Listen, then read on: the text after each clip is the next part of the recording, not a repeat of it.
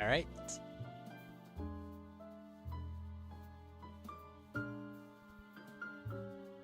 Testing, testing. Alright.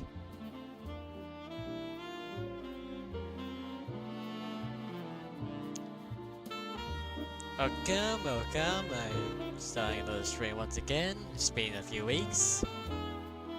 I was gonna attend the racing tournament thing, but unfortunately, life got in the way. Blame life.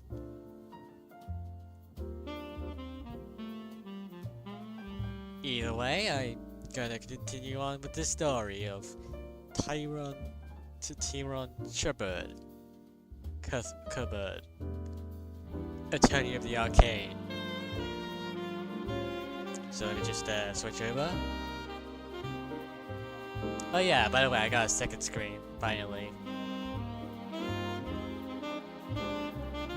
So now I can actually see it, not have to rely on my silly little phone to be able to look at what's going on.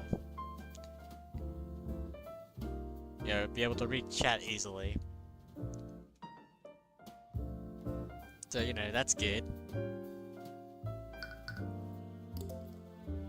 Anyways, I'm assuming I'm going to be finishing up this this episode during the stream, probably. I don't see why I wouldn't, honestly. So let's just, you know, hop right into it in a minute.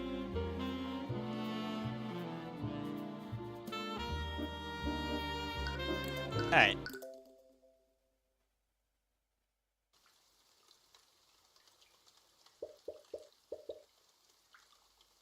Another nightmare overtakes your sleep.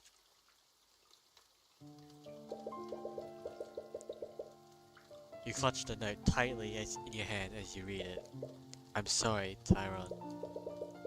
There were so many things that I wanted to tell you, so many things that I wanted to show you, but I'm afraid that I can't do that now. I need you to be strong now.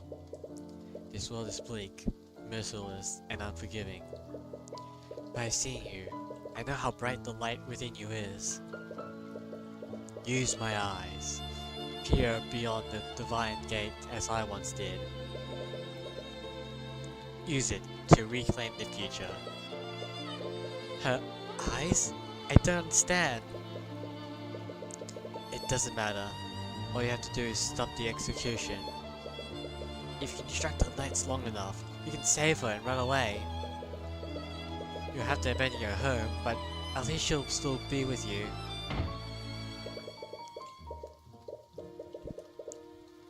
As you try to sprint towards the gallows, a knight grabs your arm and pulls you back. Hey kid, you can't cross this point. Hey, stop that! You fruitlessly try to break his grip and by striking him with your bare hands. But he barely feels anything through his armor. You continue delivering blow after blow to him, but it does nothing. Your knuckle starts to bleed. Irritated by your behavior, the knight pins you to the ground. Damn kid! You desperately struggle against him to no avail. And from this position, you have no choice but to watch what's happening. Wait! Stop! Hello, Celine. Welcome to the stream. I'll just repeat what I just said just a few minutes ago, but basically, I got 2 screens now. So I'm going to attend the tournament. Whoopsie daisy. Yada yada yada. Anyways, you make eye contact with your model one last time. Her body goes limp. You stare blankly at the hanging body. No, this isn't... Mom? You clutch her note tightly in your hand. You feel a comforting yet fleeting warmth from it. Mom! Tyrion? Celeste? You step back awake. It was another nightmare. You notice that tears are streaming down your face. You quickly try to bring up your sleeve to wipe them away. but you realize that Celeste is firmly gripping your hand. Why you... sorry. You were shouting in your sleep, but you seemed to calm down a little whenever I held your hand, so I've been doing that. Oh. Tyrion, are you okay? You're not. You've been acting weird since we arrived at Uranex. It's nothing. It's not nothing! Does it have something to do with your mother? For the past two nights, you've been calling up for her in your sleep. Please, just talk to me. I'm your friend, aren't I? You never even realized it. You didn't have many people in your life after you left Uranex. You only had Miss Tamora, and she never wanted to talk about what happened. But Celeste, she's been there since you started your career. Of course she's your friend. It all happened a long time ago. We lived here together in that old house. My mother was a merchant and a mage. Your mother was a mage? But I guess the gifts of magic skips my generation. I could never use it. About 10 years ago, my mother's business partner was found murdered, and they found traces of magic at the crime scene. They thought that your mom did it. Miss Tamora was my mother's defense attorney for the trial. She did everything she could to get her acquitted, but she could never find the real culprit. They found her guilty of first-degree murder. I tried to stop her execution, but your voice starts breaking. Tyrion, I'm sorry, Celeste. What? Coming back here has brought so many memories. I thought that I'd already moved on from what happened. If I could keep saving people as an attorney, then maybe I could pull all of this behind me.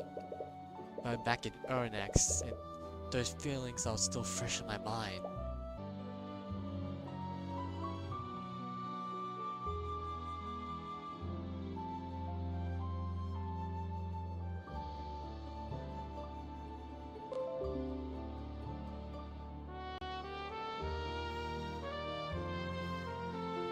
Alright, I think that should do it. Stupid Wi-Fi, always disconnecting like that.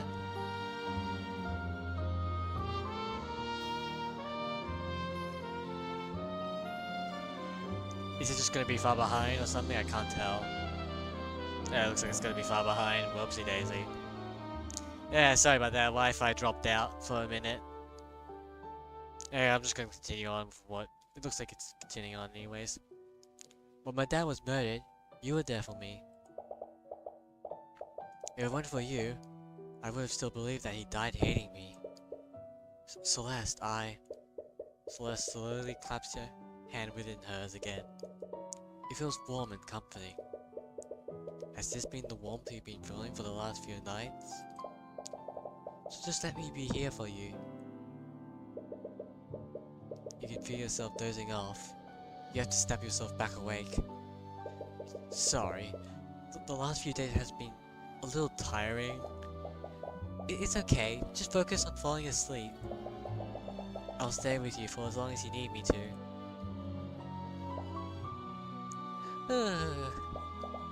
I'm also feeling pretty tired though. I'll just rest my eyes a little. For the first time since you arrived in Uranex, you finally receive a good night's rest.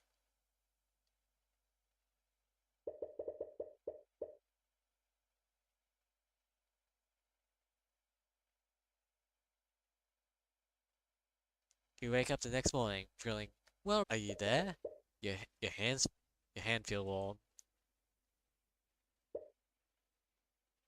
Hold on, how do I... Crap. Oh. Celeste? Oh, no. How do I, get rid of the tab again?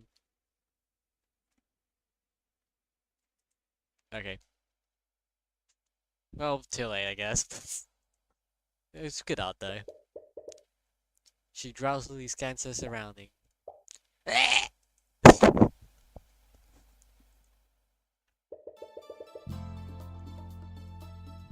You both dart out of the bed. Oh, my mic is a little. So you seem to be doing better. You're okay, right? Yeah. Thank you for last night. Poor phrasing.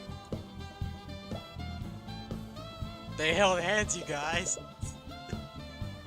Hello, are you there, Mr. Chabert?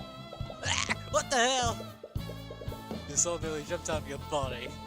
You suddenly hear Esther's voice, and it's extremely loud. You look around to see where he is, but he's nowhere to be found. Esther? Ah, thanks to Skeleton Lord. I've gotten through to you two. What? Where are you? I'm using the spell to speak with you right now. I apologize for contacting you in this matter, but I was worried that something had happened to you two. Right, of course. Anyways, what do you want at this time of day? Yeah, oh my god! This time of day? Mr. Chabert, it's 3 PM in the afternoon. What? 3 PM? You missed the entire morning! I hope everything's okay. Did something happen? No, everything's okay. Anyways, if it's already this late, we should head over to the refinery. Yeah, the investigation! Let's do that, immediately! So let's immediately power walk out of the room. You quickly follow after her. If you're heading to the refinery, do you mind if I meet with you two? There's something I'd like to ask you. Sure. Wonderful! I'll see you at the town square. You quickly meet Esther at the town square while you walk to the refinery. You and Celeste walk to your destination with purpose. A little too much purpose. It's almost as if you're both trying to distract yourselves from something. I wonder what that something is. Every time you make eye contact with Celeste, she quickly glances away. Things are a little awkward, but you much prefer this over the tense mood between you two yesterday. Anyways, Esther, what was that spell you used earlier? It lets you speak with us without being there. Oh, that was just a conjuration spell. It's called Send Message. You're the fanboy, yeah! My boy! I just feel a little bit uneasy that you can... contact us out of the blue like that. More importantly, you're a little worried about what he might have seen. Don't worry, the spell is perfectly harmless. I can give you the perimeter if you like. For the duration of the spell, the cast project their voice to communicate with the target. Anyone within a 30 feet radius of the target can hear the caster's voice. The caster can also hear sounds close to the target, allowing for a two-way communication. The target must be a person known to the caster. That person must also be conscious. Otherwise, the spell will fail. Alternatively, the target can be an object that is attuned to the caster's magic. It looks like it's only facilitates communication. You definitely didn't see the embarrassing state you two were in. I wonder if that spell will come in handy later, like someone else involved. By the way, I'm not trying to be rude, but why are you following us? Oh, yes. I was still trying to figure out think of the proper method to ask you, but you both seem to be on edge at the moment. What did you want to ask us?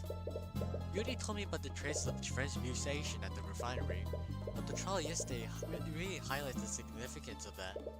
I can't simply stand by if I was a witness to a murder. And? May I join your investigation?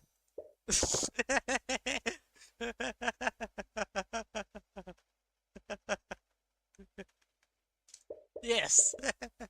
Your question is motives for a variety of reasons. He was the only other major that was at the scene of the crime. And between him and Rika, you definitely trust Rika more. Alright, I see no reason why not. Celeste shows you a concerned look. You started just as far to keep an eye on Esther. Shines bright like a diamond. Yes. She nods in acknowledgement. Esther's your prime suspect right now, and he has to be aware of that. He's not. I mean, actually, he is, but he doesn't care. He just wants to be with us. But if you keep him close to you, you might catch some dissociation thoughts through the eye. You arrive at the refinery and see that several knights from the British have already arrived. You glance at the damaged walkway and see the Commander White there with a few of his knights. He seems to notice you too, but he's only pays you a passing glance. Oh, Mr. Jabbird, I've been waiting for you. For quite a while, may I add. Right, sorry about that. I suppose you have your reasons, and you've more than proved yourself worthy of my trust? Yes, although... Draco Jan gives Esther a suspicious side glance. He appears to have come to the same conclusion that you did. Well, if you give me a little reason to doubt your judgment, I'll leave the investigation in your capable hands. Speaking of the investigations, where should we start first? Now that we've found out the Inquisition's involved, we might have to be able to learn more about the magical traces at the crime scene. You look at Commander White, who is inspecting the walkway. It's probably your best bet for getting more information about the investigation. Alright, let's just where is it?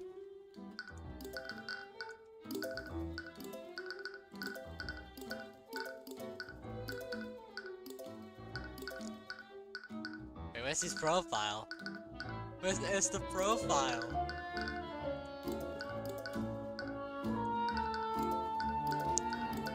Where's his profile? Oh no, I want to see his profile. Anyways, the trial. I'm quite pleased with your work during the trial. I'm glad I could put my trust in you. Thank you, but we're still a long way away from getting a case dismissed. Ensuring the possibility of a murder definitely made things much more complicated. I see no reason to blame yourself. You merely played the cards that you were dealt. Honestly, I'm still trying to make sense of what happened.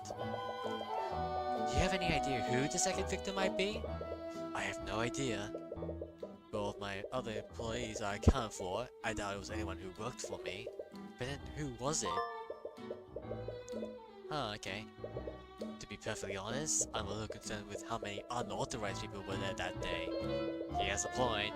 It seems strange for Justin, Rika, and Morrison to go all there. And I mean, so is the pan boy, but you know, it's him, it's Esther! My boy!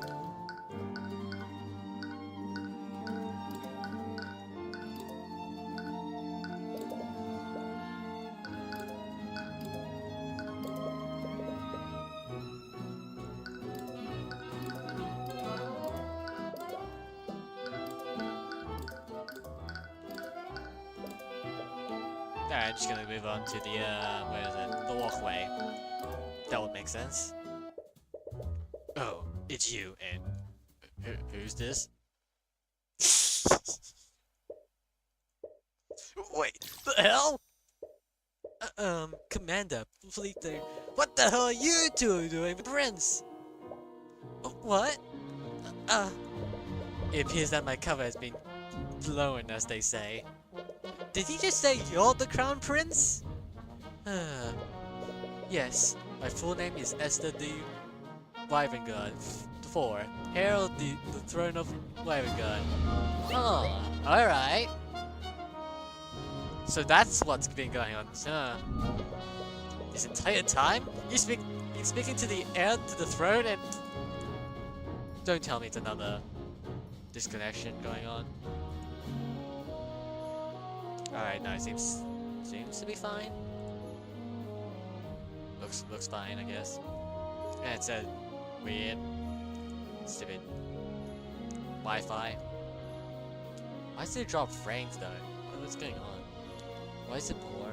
This is stupid. My computer's stupid. Wi-Fi's stupid. Anyways. I was hoping that it wouldn't come to this. Oh, sorry, Majesty. Please, none of that. I would much prefer if you all continue to call me Esther. No, I could never. You never seen the commander this busted before. Why did you feel the need to hide this from us? I didn't want you to think less of me. I admire your work, Mrs. Cuthbert, which is why I was afraid you wouldn't speak to me if you knew the truth.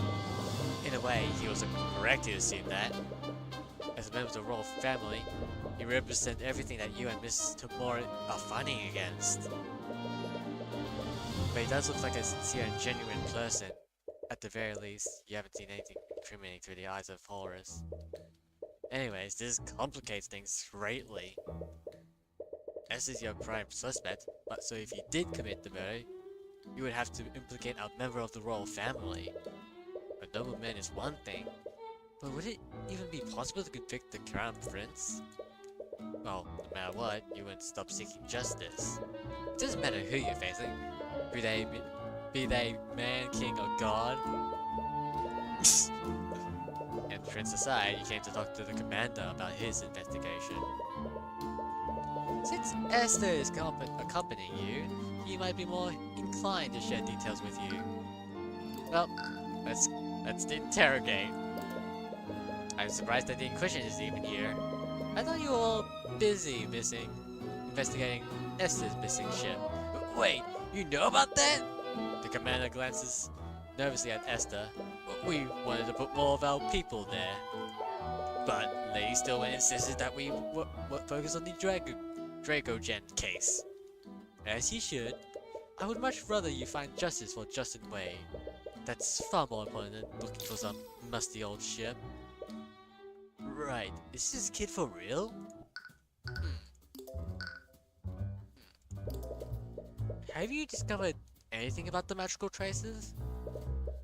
We did take a look at it. It's definitely suspicious. The only rails with magical traces on them are these. And the fact that we can see them means that they were left within the last 48 hours.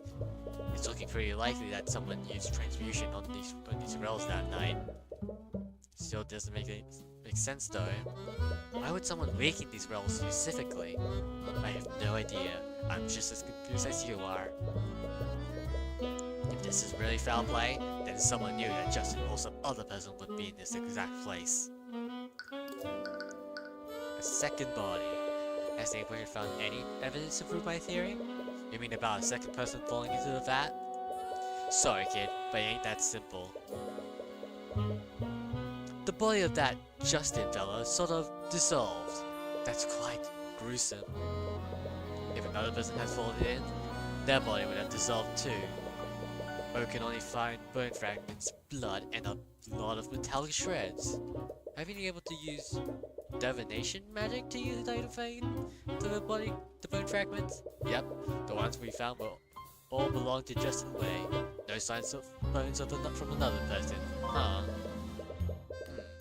Alright. There wasn't any evidence of another person falling in? Could your theory have been incorrect then?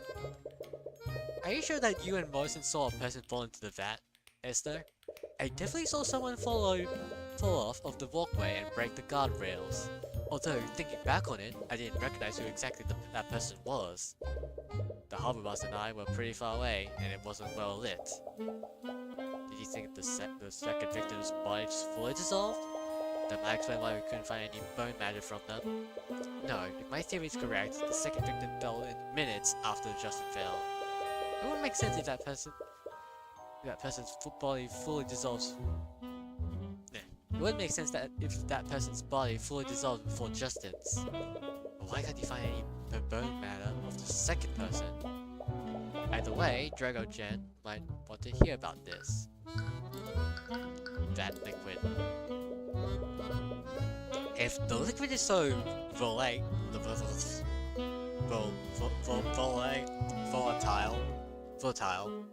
sure, I'll go with that. How were you able to take things out of the vat? Oh, the liquid isn't volatile anymore. When the harbor master and I reported what we saw, the workers brought some sort of alchemical solution into the vat. Yeah, according to them, that solution neutralizes the evocation magic in those chemicals. From what I hear, the magical liquid in these vats is usually blue. The solution is that they poured in turned it green. Yeah, unfortunately it was too late. By the time they neutralized the liquid, Justin Boy has mostly dissolved. And if they haven't neutralized so quickly, we probably wouldn't have found anything from the victim. There's a lot less of the other magic stuff going on. I still can't believe that you've been the Crown Prince this entire time. I wasn't trying to deceive you. I was just worried that you might treat me different if you knew the truth. Oh, right. Should I call Stillwind over here for you? She'll probably want to see you. No, I think it would be best if you didn't. Oh, I remember now. If you're the Crown Prince, that makes prosecution Stillwind your fiance? Right. Lady Frega mentioned that during the Nightgrave case. That's why the name Esther sounds so familiar. Huh? Really? She's only in her thoughts. What? Why is the current bitrate small now? Yeah. Also, what? I need to go back. Eventually, like, you know, go back to the other case. Did Esther come up at all? I don't remember. Top of acid. Gruesome, yeah. That Miriam. She caused me so much trouble by publicly revealing my marriage to this lady Stillwind. Wait, hold on. I would have to try go back. I don't remember. Oh, to be fair, I played things like you know, I play a session weeks apart, so you know, smaller details like that would probably definitely go over my head. As opposed to, you know, like the more obvious stuff. Yeah, yeah, gruesome. Okay.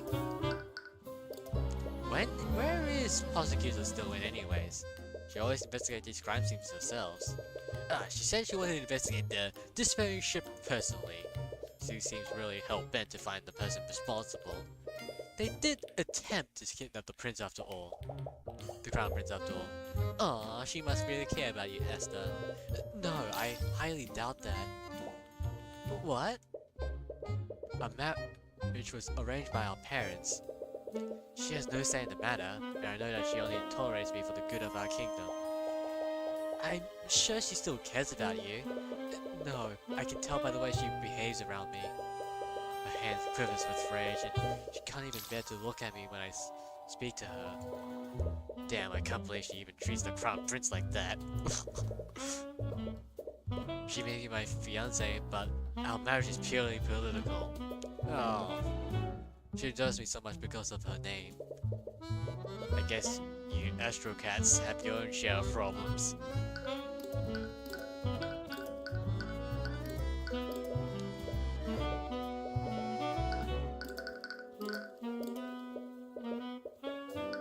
Let's see if there's anything.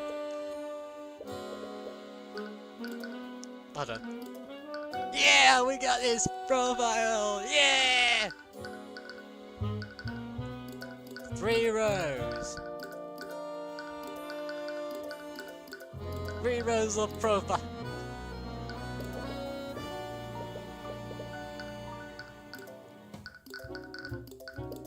Yeah, still when always micromanage the equations, but now she's just dumping all of her work on me. Honestly, I don't know which of the two is worse. Being a subordinate of the prosecutor does look like a stressful experience.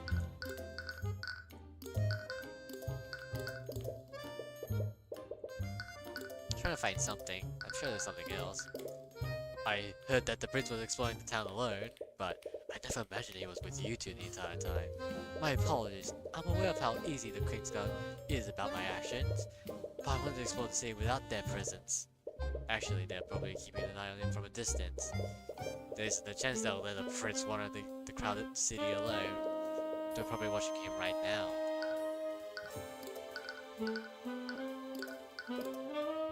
Commander, would you happen to know about a criminal named the Eye Taker? You playing games with me or something, kid? What? Well, I don't know nothing about no eye taker. Okay.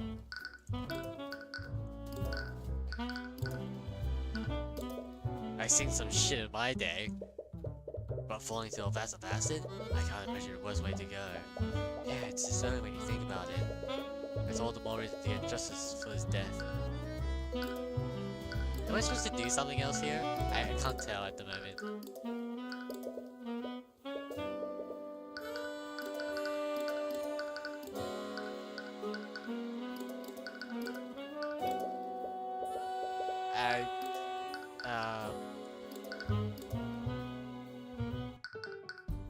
I'm just gonna go around town, I guess. I don't know. Rika, are you here? You enter Rika's cafe and find the place completely empty. You see a sign on the front door that says, closed for today. It looks like she closed the restaurant for today. Yeah, thank you, Celeste. Since the Inquisition is involved right now, they might have taken her in for questioning. I really wanted to go into detail about what she saw, but it looks like we'll have to go somewhere else.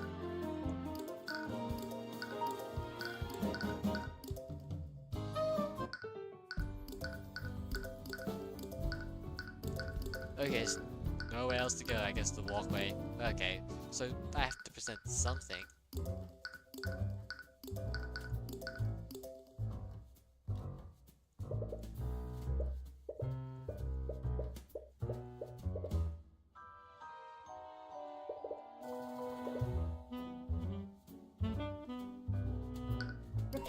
Arcanum.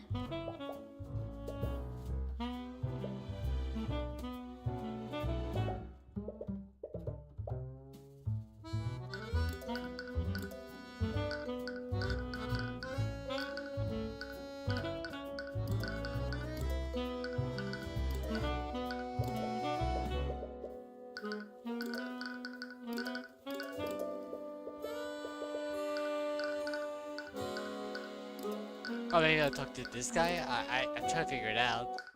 It's not game. I don't. Let me read it again, actually.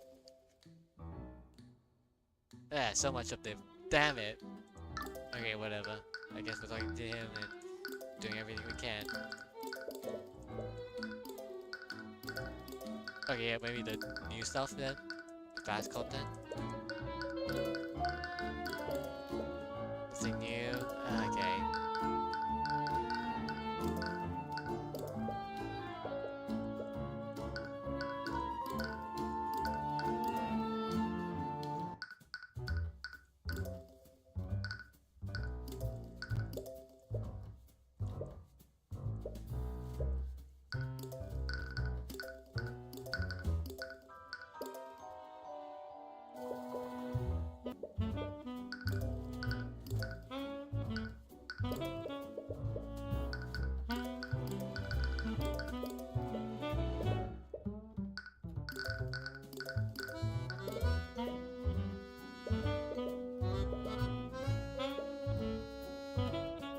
Oh, whoops.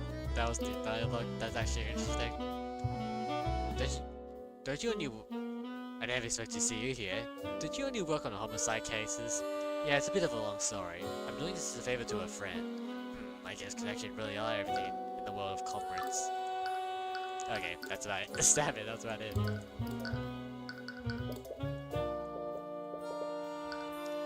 I don't know. What am I supposed to do?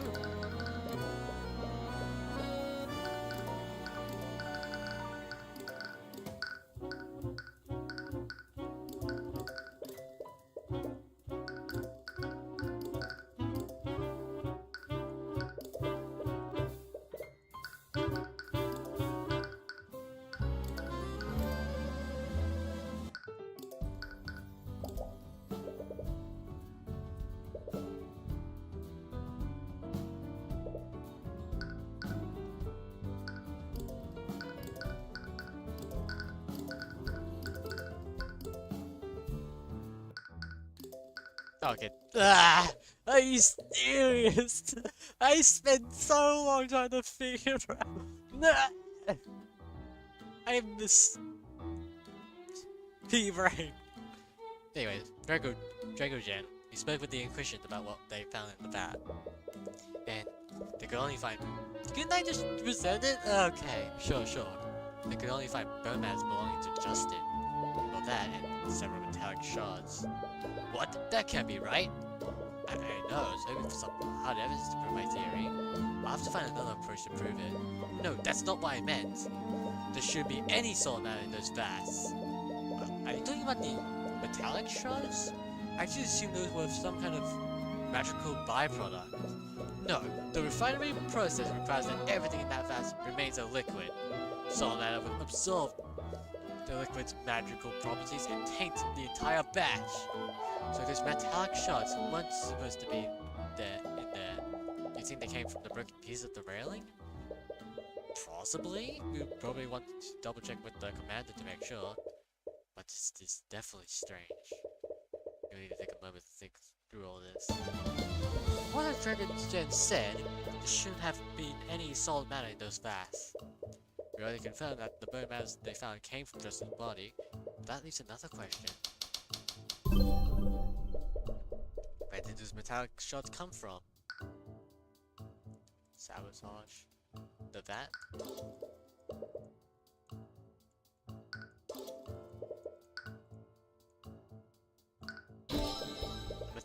A metal object was thrown into the vat.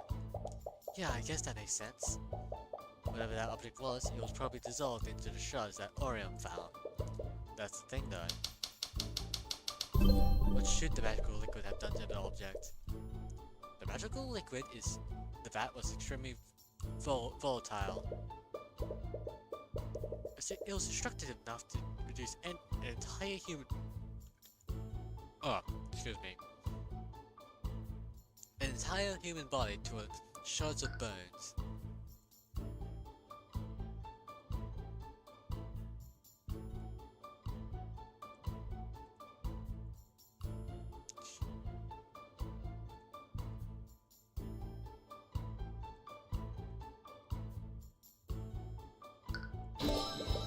The object would have been completely destroyed.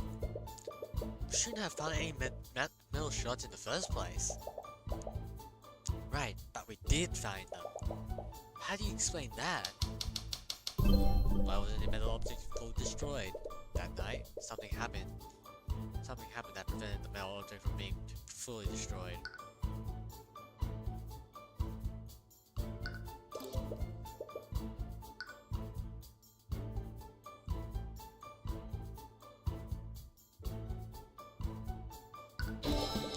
When Esther and Morrison followed the accident, the workers immediately neutralized the liquid's magic. They did this to attempt to save Justin, but it wouldn't have stopped the liquid from destroying anything else within the vat. So that's why we found those metal shards. And whatever that metal object was, it was only partially destroyed. This means it fell into the vat around the time that Justin fell into the vat. If it fell a while before the accident, it would have been dissolved completely.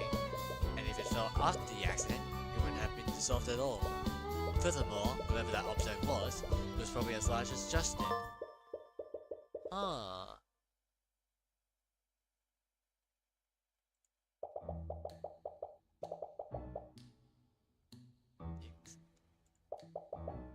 They're holding it when they filmed it. I'm not sure, but it's definitely possible. We should take a closer look at the metal shards that Commander White found. Those shards might have helped us identify the second victim. If that person even exists. Huh.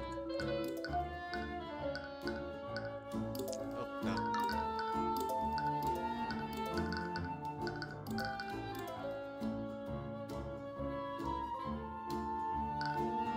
Huh.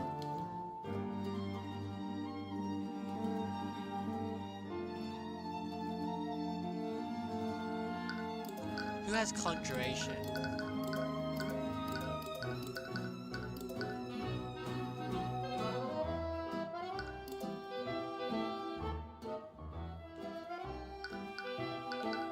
Alright, what comes next?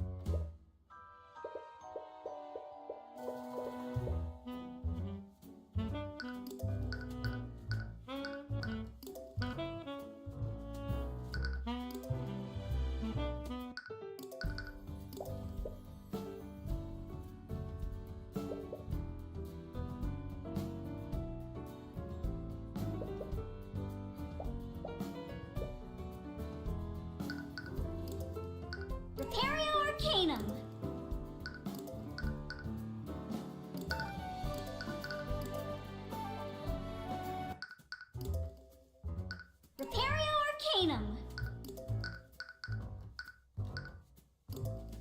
What am I supposed to expect exactly? What?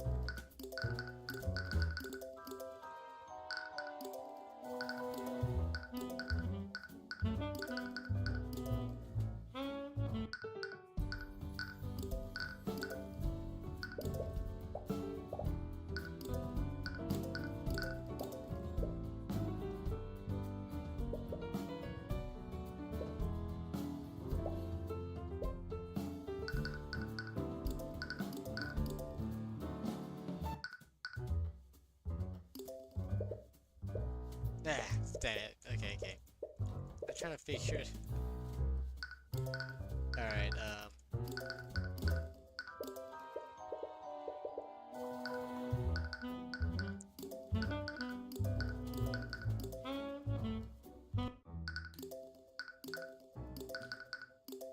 do I have to talk again? Look, there we go.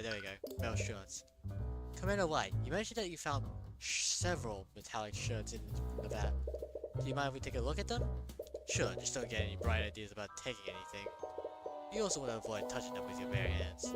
The liquid is neutralized, but it definitely ain't good for your skin. Command the merchants to one of the Christian knights. After a few moments, he brings back a large barrel filled with metallic shards. What? There were that many? What could have possibly fell into the vat? Well, I guess we should get started. We spent some time closely inspecting the metallic shards with Celeste. The shards are only the size of small rocks, and it's difficult to find any discerning features. Any luck in your end? No, I haven't found. Celeste? I think I've found something. I'm not exactly sure what it is though. Celeste pulls out a metallic shard with some sort of engraving on it. Unlike the other shards, this one looks far less damaged. The engraving on it looks like some kind of crest. That's the crest of the House of Von Sanctions? Is he that noble that's charging Drago-Chen? Well, I doubt Lord Von Sanctions was the second victim. Esther, do you know who would have had a house emblem like this? Normally, only the Lord's retainer would have the emblem of his house. Well, I doubt that Joseph was the one who had this in his possession. Do you think one of Von Sanctions' retainers fell into the vat that night? It's definitely possible, but if that happened, why haven't we heard about it? Only Von Sanctions would have had the resources to keep something like that out of the public eye. The only way to know for sure would be to ask him ourselves. But even if we could talk to him, he would never cooperate with us. You glance at the prince. Someone of his station would have no trouble meeting with Lord Von Sanctions. An idea begins to form in your mind. Unless... What is it, Mr. Chabert? Esther, do you think you could help us interrogate Lord Von Sanctions? Really? You need my help? In this instinct? It'll be very difficult to speak to him by ourselves. But as the Crown Prince, he'll be much more inclined to speak with you. Of course, I'll be happy to help. You might be overplaying your hands by utilizing Esther this way. Not these retainers, you pea-brain. You're still wary of the prince, especially since he's one of the few mages at the scene. Will this really work though? It's not ideal, but it's the only lead we have so far. But it still bothers you. Okay, that had to be a red herring. It's so specific, but it's also so early right now. And we're still getting more information, so that has to be red herring. Why haven't you found any more bone matters from a second person? Maybe you're overthinking it. You should pursue every lead and see where it takes you. But to do that, you need to find out where Lord Von Sanctions is.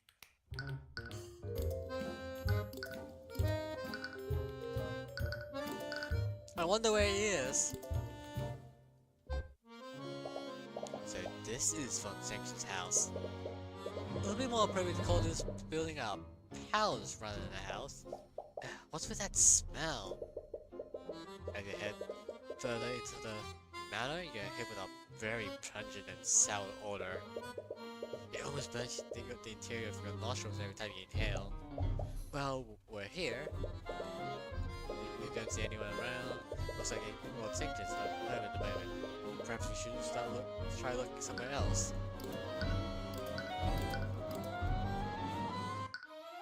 Right?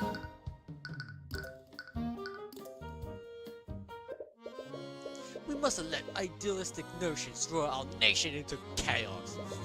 You're right, that sounds fair to say, Lord Von Sanctions, speaking to several spectators from a podium. There's Lord Von Sanctions. He appears to be giving some sort of speech. You do your best to try and remain hidden from his view while you listen in. Please understand, the action of the nobility seems callous. However, we only have your best interests at heart. This controversy with the Dragogen's trading company is just one of the many examples. The so-called unions that men like him support may seem appealing, but they only obfuscate and hinder the nobility from protecting the working class. Men like Saint Stefan Dragogen are merely charlatans. They only seek financial gain. Well, strong-arming your true benefactors. True benefactors? What a joke. I knew Von Sanctions was wary of Dragogen, but I never expected him to be this zealous about getting rid of him. I think it's less about Dragogen and his sympathy, and more about what he represents. What do you mean? The Dragogen trading company, has presented tangible proof that its policy are both effective and profitable. Even businesses that have no affiliation with him started following his examples. Von Sanctions was merely a relic of the past. And I think he knows that his archaic ideals won't survive in this landscape. I can only hope that our grand kingdom can recognize the dangers I have. The Promptus noble leaves the podium as the citizens ponder his words. Ugh, what a load of garbage. It's obvious Von Sanctions knows his days are numbered. But look at what happened. We let the common folk set their own example and the young men died. I guess you have a point there. We saw Von Sanctions get into a carriage out shortly after his speech. It appears he's heading back to his manor. Yeah, sure. Anyways, we saw Von Sanctions heading back here. We should be able to speak to him soon. Wait, Tyrion, is he going to recognize us? We can't really avoid that. If we want to question him, we need to speak to him directly. But even a noble like him would have to act civilly around with the crown prince represent. You mean like how you civilly embarrassed and insulted him a few days ago? Right, you completely forgot about the chess tournament. Well, it's not as if we could hide our identities from him. I faced him in the chess tournament and I'm Dragogen's attorney. He knows what we look like. What we look like? Wait, that's it. What? Illusion. Wait, what are you? Wow, that's quite impressive, Celeste. Right? I've been practicing that one. What are you two talking about? I think you should see for yourself. The prince gestures towards a nearby mirror in the hallway. You reluctantly approach it. Just what exactly did Celeste do to you? What? Why do I look like Rose? It looks great, right? Eris told me that one to me. Do you honestly expect him to fall for this? He's probably a powerful man. She will see right through this. Are you telling me that the Crown Prince is here? Why did you notify me sooner? You hear Von Sanctions shouting at his attendant from down the hallway. He seems to be heading this way. Wait, You might want to disguise yourself too as well, Celeste. No, Koja, this is extremely illegal! Right, look, you should probably dispel this ridiculous costume disguise and he's almost here. I can't think of anyone. I'm very sorry for keeping your eyes way. Illusion! What was that? What are you talking about? I could have sworn I heard something. I didn't hear anything either. You must be imagining things. This is the second time. This is the second time Celeste pretends to be a still win.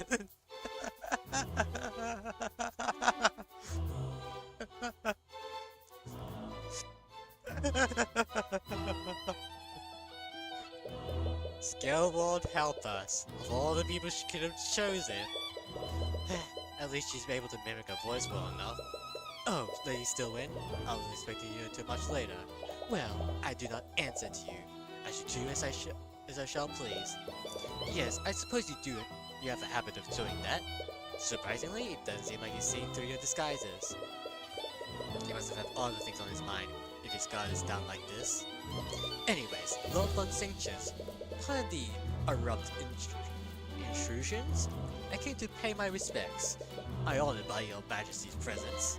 Unfortunately, I'm quite busy with administrative matters at the moment. Too busy to show hospitalities to the heir of the throne. Oh, I wasn't. I suppose I have some time to speak with you. The conditions aren't ideal, but at least you have long extensions here with you. You should let Prince Esther make small talk with him for a bit. After that, you can subtly bring up the Von Sanctions crest you found in the vat. I heard about the charges that you brought against the Dragogents. Crane & Company? Forgive my boldness. Is everything within your estate? Oh, that. I'm simply cleaning houses, nothing more. I dealt with plenty of men like Dragogent before, and this time it'll be no different. I understand he may be taking business away from you, but does that really warrant you taking such drastic measures? It's not just about his business, it's these ideas he's putting into people's heads. He's allowed these unions to continue existing, and other business are following his example. It's absolutely absurd. It's as if the world has gone mad! See, our society only functions when the lower class knows that place. If that's how a society functions, then perhaps it is flawed. You're still young, Princess Esther. These righteous ideals may sound appealing, but they are cut to disorder. The common folks do not care about the well-being of our kingdom as a whole. They only care about themselves individually. If we allow them to become empowered, they'll use that power selfishly. It's up to the upper class to maintain order. I see.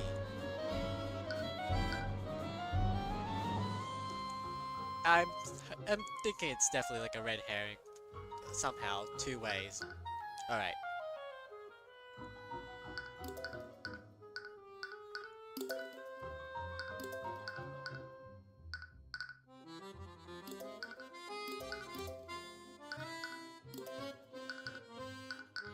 We only know one spell though, that's the most annoying part though. But, as far as I know, he doesn't have like a conjuration. Does it? I forgot, damn it, I forgot everything about the glass case. I'm sure there's something about the last case. Let me just search out the... Can't even spell conjuration.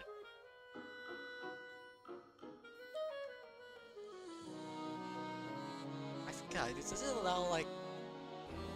I'm gonna cheat a little, just look up, I'm not gonna look up like tutorials, I'm just gonna look back at my own streams, alright?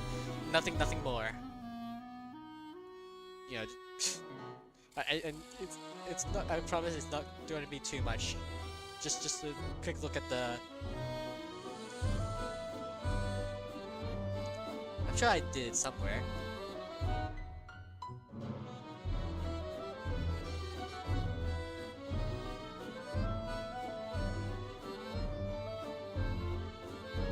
Just give me a bit.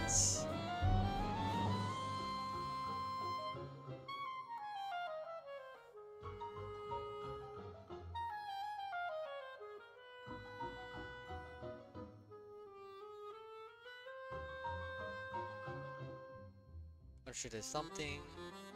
Where is it?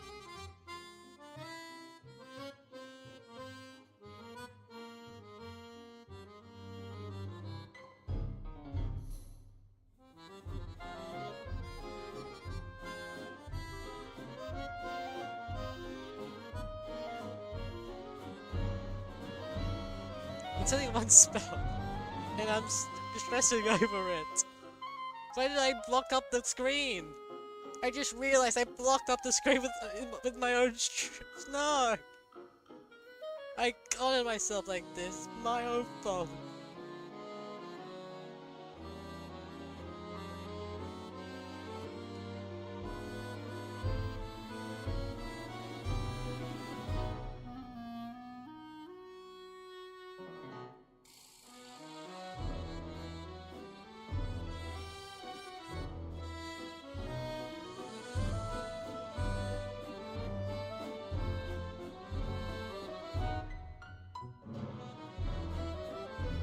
Trying to find it. I just need the information about the spells, that's all I want to know.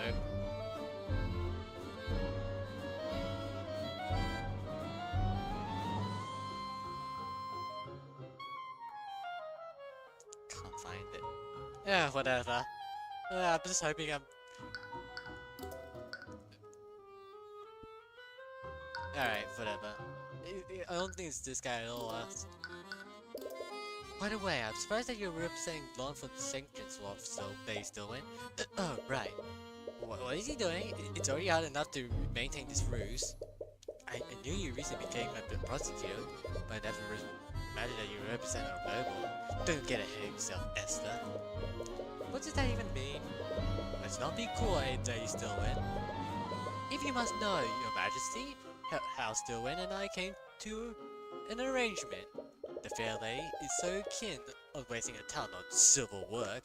Given that, I may as well utilize her to my benefit. Do not speak to her like that. I mean no disrespect, but rest assured, this is only temporary. I see, so you have an arrangement with Lucio Stillwin. It seems that Esther is collecting his own information.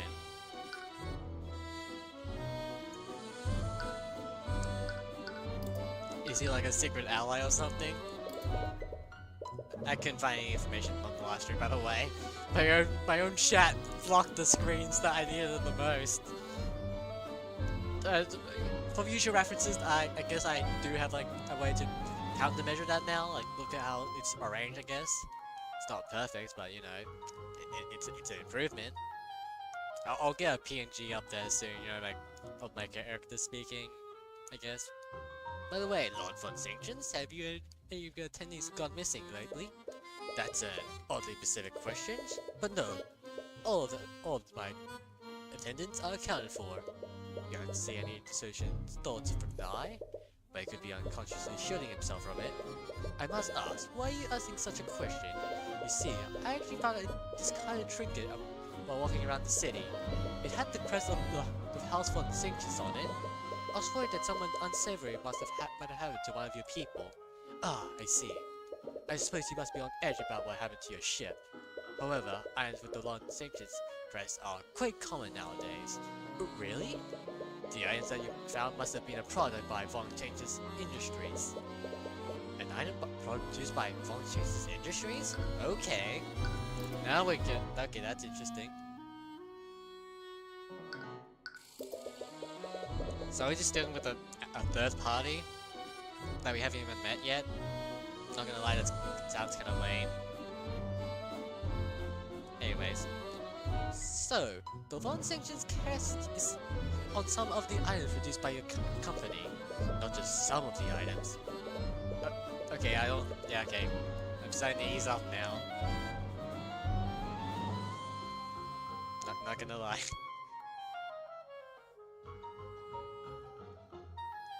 You can take the guy, I don't care if she's the culprit at this point. You know, what's her name again? Oh, okay, whatever. As a result, people have come to associate the quality of our products with the quality of House Von Sanctions. Or at least they did until acts like Dragogen came out of the woodworks.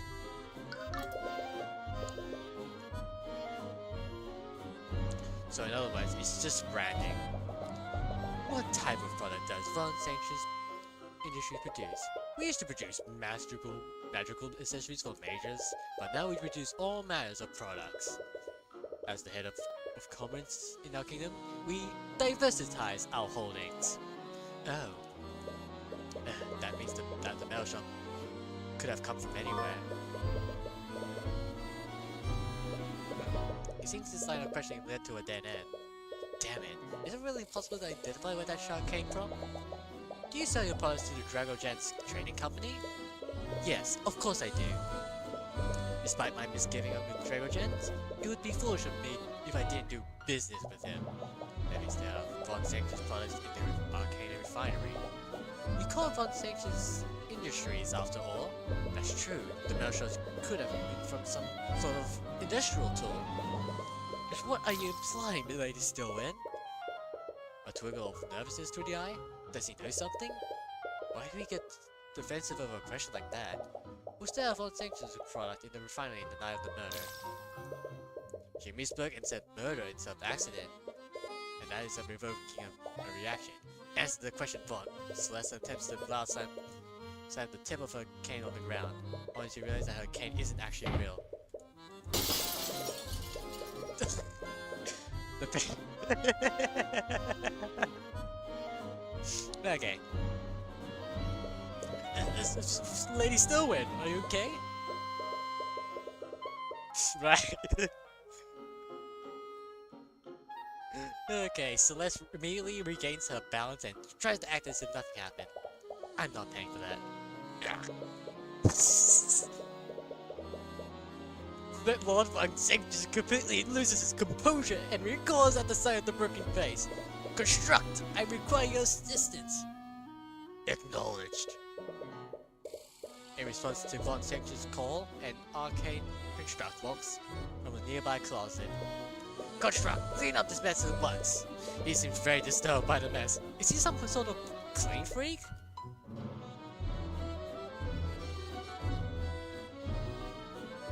Acknowledged. The Construct begins picking up the shards of the broken vase. You own an Arcane Construct? I do. Von Sanctions Industry is the inventor of Arcane Construct after all. Right, you recall Celeste mentioning that earlier. Would you like one, Your Highness? My apologies, I am not very interested in using artificery. Suit yourself. I kind of missed the voice. In any case, I'm afraid Lady Stillwin must be taking over the eve now. What? Remember you said you could only accompany for 1 hour. It's close to being 1 hour, right, Lady Stillwin? What are you? Oh, right, 1 hour. It'll definitely not be good for us to be here for more than 1 hour. Oh, doesn't mean you usually only last for an hour? In the meantime, may I discuss some personal matters with you, Lord Von Sanctions? Of course, I'm at your disposal, Your Majesty. You raise an eyebrow at the prince. It appears he didn't come here just to help you. But you swear that you got all the information you need out of Von Sanctions. It's time to move on to the next lead.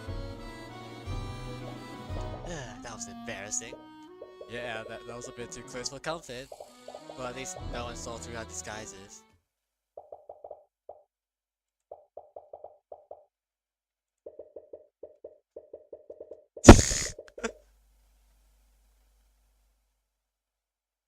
The real...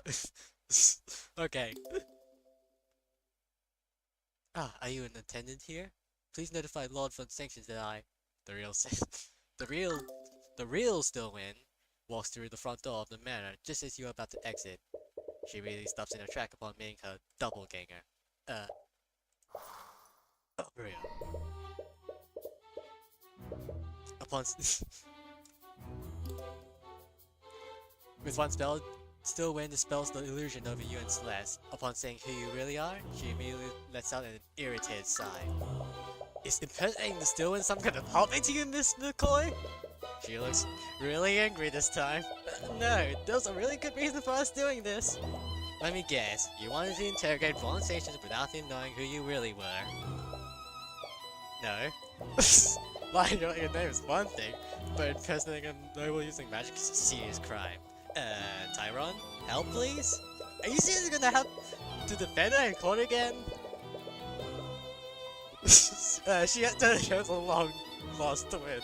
They're clearly trying to think of a way to dispute the situation. Sorry for the wait, you two, I had to discuss... Lady Stillwind? Great, according to Esther, Stillwind despises him. Knowing that he was a part of this will make things worse. Your Majesty? Why is he here? What? Oh, I see you dispelled their disguises. You knew about this? Esther steps between you and Stillwind. It seems that he's trying to calm her down. For better or worse, her attention is firmly focused on him. I'm terribly sorry, I didn't mean to disrespect you. No, that's not why. He's really close. They pulled this ruse out of the night order. Can you please look the other way just this once? Okay. Thank you, Lady Stillwind. I won't forget this.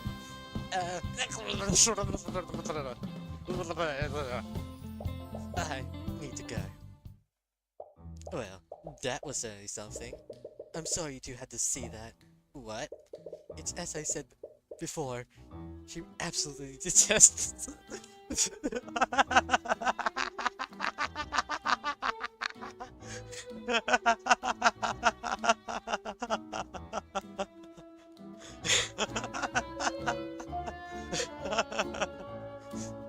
Of course. You saw it, didn't you? You could barely look me in the eye. Oh my god. In any case, we're starting to run out of time. We should head back to the refinery. But we still don't know where the metal shards came from. From what Monster Agents had told us, I don't think we can find out exactly where it came from. If each of the Monster Agents product has that crest, it could be any number of things. But hopefully Dragogen can help us narrow that list down. Speaking gibberish to show, hey, well, to be fair, it was in her mind. Alright? So that makes it fine. She wasn't speaking gibberish, she was thinking gibberish. That's her first language. She can only think in gibberish while speaking English.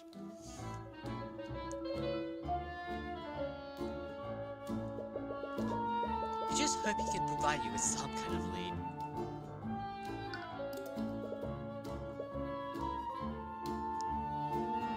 Arcanum. We'll go over here. Nothing here. Alright, back to the refinery, I guess. Hello again, Mr. Cuthbert. I hope you have good news. Well, actually... You take some time to explain to Dragogen what you found during your investigation. You're still uncertain about the identity of the second victim. That metal shard with the Von Sanctions crest is your best lead right now. I see. With that said, do you have any tools you purchased from Von Sanctions Industries? I do. He personally sold me a few when I first arrived in the city. I even purchased the security system for the refinery building for him. Really? Did you purchase anything else from him? Well, he also tried to sell me some of those arcane constructs. He told me I could be the first to Aeronax to own such innovative technology, but I turned him down. Really? They seem so useful. I don't feel comfortable trusting machines to handle the work here. Those constructs require very specific constructions, and they lack common sense. Yeah, basically. That's the true argument against AI. That's true. We saw how reliable they could be during the Nightgrave case. He evidently emphasizes how exclusive this deal would be for me. Looking back on it, he was probably trying to make me dependent on his services. Yeah, I guess you made the right choice by refusing his offer.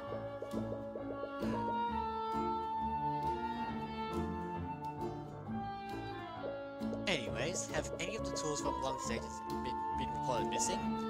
The Inquisition has actually asked me the same question, so I took some time today to check my inventory. Why would the Inquisition ask him for that? They still wouldn't come to the same conclusion that you did? There was one tool that was unaccounted for. Really? What kind of tool was it? A rod of mending. It's a large tool that we meant to repair damages on the machines. A tool for repair? How large was it? Quite large, actually. It's called a rod, but it's more of a cylindrical tool. Yes. I can speak. I know how to read. I can read. Yes, English. It requires 2 people to carry and use it. Wait, a repair tool like that would use transmutation magic, right? That's right. What if the Rod of Mending was the thing that weakened the guardrail? Is that possible, Drago Gem? I suppose that is possible, now that you mention it. I recall there being a way to reverse its effect. You never even considered transmutation traces were left by an artificiary tool. That does lift some suspicion of Esther. I do like it's a lot less focused on the magic stuff though, but I'm still confused on a lot of things. Someone could have sabotaged the rail with the rod. They might have thrown it into the vat to cover their tracks, but it didn't completely dissolve. Don't mean that it's thrown in close to when Justin fell off the walkway. It can't be a coincidence that those 2 events happened so close to each other. And we still have no idea who actually broke the guardrail. We didn't find a second body in the vat, and we don't have any evidence that proves that a second victim even exists. I feel as if we have more questions than answers at the moment. We learned a few new facts about the case though, and the encryption habit verified the traces of transmutation on the guardrail. The burden of proof is still on the prosecution to prove that Drago Gen is at fault. Even if Stillman has a proper explanation for that, I can come to her with the facts that we've learned thus far. I just hope that the trial goes as smoothly as he's describing. It rarely ever does, but knowing that would just needlessly stress him out. Regardless, I appreciate the work that you've done thus far. I leave things in your capable hands. I just hope that you don't encounter any more curveball tomorrow. Alright. Next part. Oop. Yep. Oh wait. Okay, whatever. I don't know, sometimes my mouse just double clicks. Gotta be careful in the future. Court is now resumed for the trial of Stefanik Dragogen. Let us reveal the proceeding from 2 days ago. At first, the facts of the case seems very straightforward. The victim, Justin Way, put his weight on a poorly maintained guardrail on the refinery grounds. Said guardrail broke, causing Justin Way to fall to his death.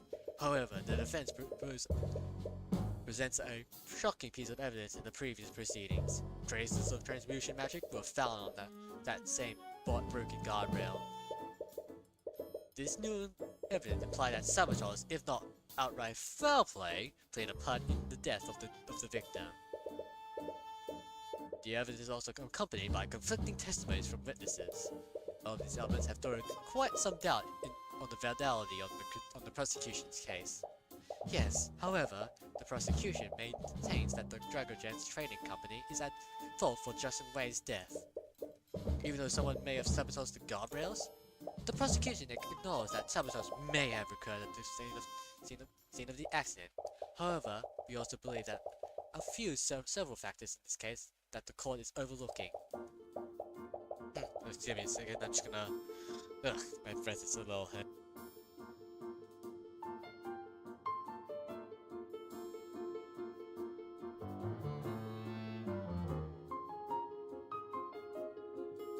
Alright, okay. Okay, my throat is a little better, I guess. As we all know, several witnesses were present at the refinery at the time of the accident. The Harbour Master was showing a Patreon around the refinery. Morisiker Tudor was making a food delivery into the building, and of course, the victim, Justin Way, was obviously present as well. Each and every one of these people had no business being in the refinery that night. In the case of Harbour Master and his Patreon, it would be hardly reasonable for anyone to stop them. You doubt anyone would stand in the way of the Crown Prince. That may be, but Justin Way worked in the Fright Division and should not have been at the scene. I've already verified this with my client. The victim was not authorized to be in the refinery building. And who stopped Justin Way from entering the area unauthorized? Is it the defendant's duty to prevent such individual from entering the building? My client can't be held responsible for Justin's breach of the set protocols, and you surely can't hold my client responsible for someone sabotaging the guardrail. This so-called sabotage is only theoretical until a proper culprit is found. I might be compelled to agree with you, Miss Stillwin. After all, there's no hard evidence that proves the traces of transmutation that were left damn it, by a specific spell. What kind of mental gymnastic is that? Every part of that guardrail had traces on it was rust. They're bending the context of what happened to suit their purposes. Hard evidence means everything here, and the rod of mending has been reduced to shards in the vat. Without the complete rod, you can't prove that someone used it to sabotage the guardrail. Regardless, is it not the responsibility of the Dragon's trading company, to ensure that its employees do not wander into restricted areas? Excuse me.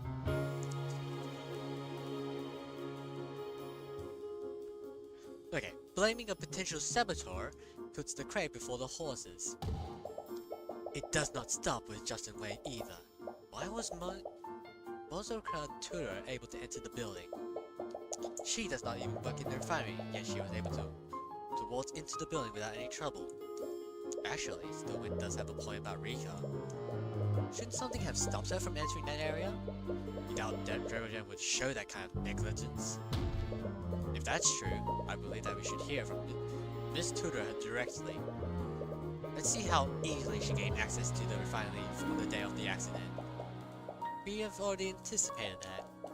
Mozuka Tudor is prepared and ready to testify. Very well, then. Ralph, please escort Miss Tudor to the stand. Miss Tudor, are you aware of why you've been called here today? Yeah, I heard everything from the gallery. Then you have no problem answering the following questions. Did you encounter resistance when you entered the refinery that night of the accident? Witness, may I remind you that you are under oath to tell the court everything that you know? Failure to do so is a crime. No, no one tried to stop me. Sorry, Tyrion. You have nothing to apologize for, witness. The only one at fault is the Dragon Gen Trading Company and their negligence. Hey, that's... For the record, please testify in detail about how you entered the refinery that day, Miss Tudor. Okay.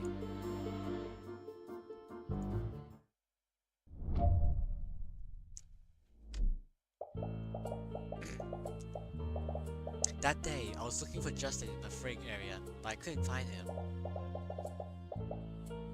I decided to look for him in the refinery's main building. There was some kind of magical door leading to it, but it was unlocked. Nothing really stopped him from entering the refinery building.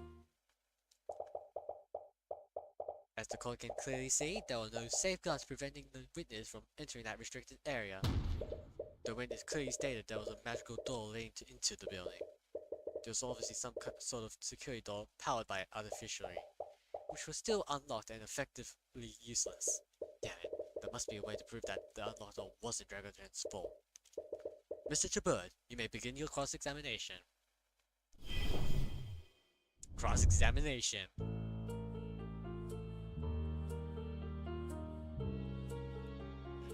Miss Friss. You were there to deliver his dinner to him, am I correct?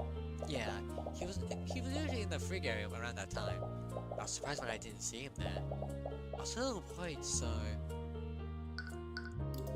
It seems strange that you would go looking for him. Why not just leave his food with one of his co-workers? I thought of that, but I also wanted to make sure that he was okay. I was the one that helped him get the job in the first place.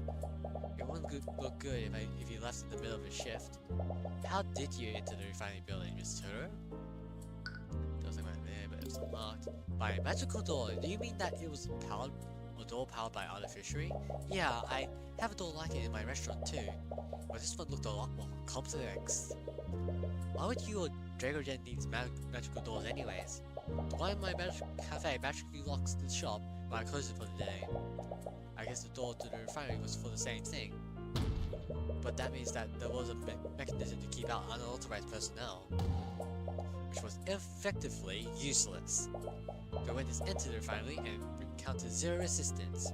Furthermore, the equations already locked the specs for the doors. The only entrance.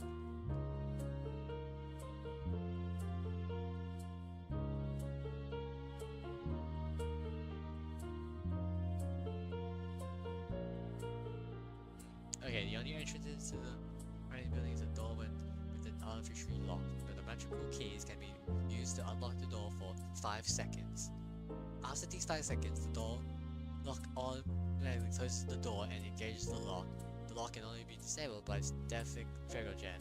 The door could be physically prevented from closing, but this would trigger an alarm with the refinery.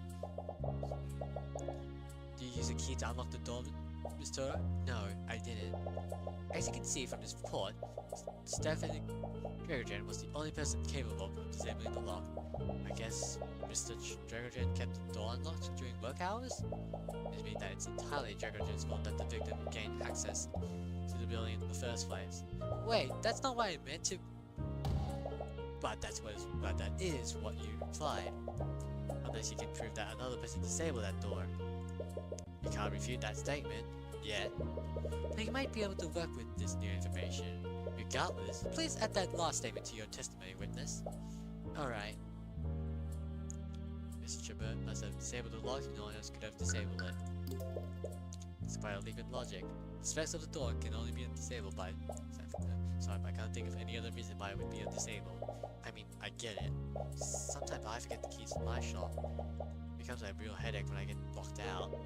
I suppose that makes sense, but would Dragogen really do something like that? Dragogen.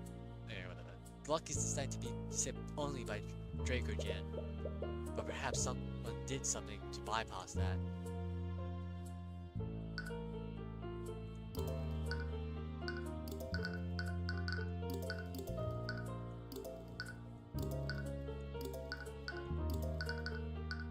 Objection! No.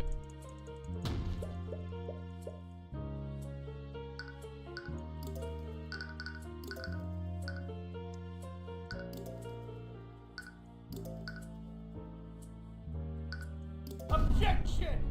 Wait, hold on.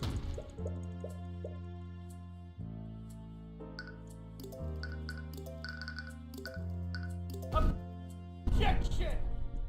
Well, I think I have the right idea, I think. Just, 1 second. Objection! Okay.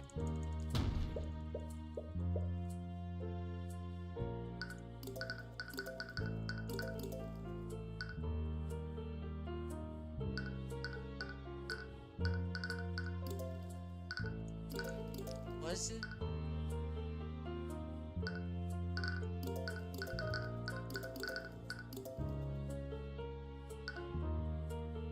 Objection!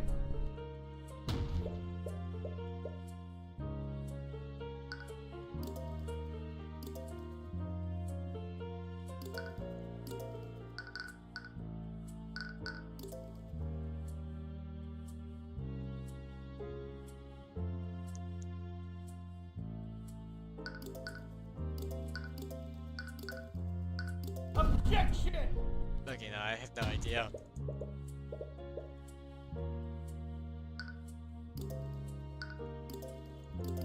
Okay, it's not from here. No.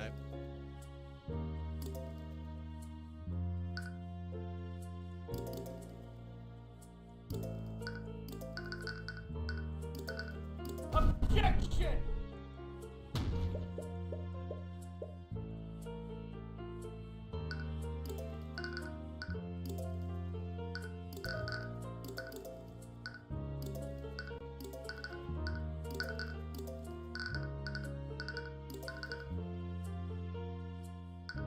Objection!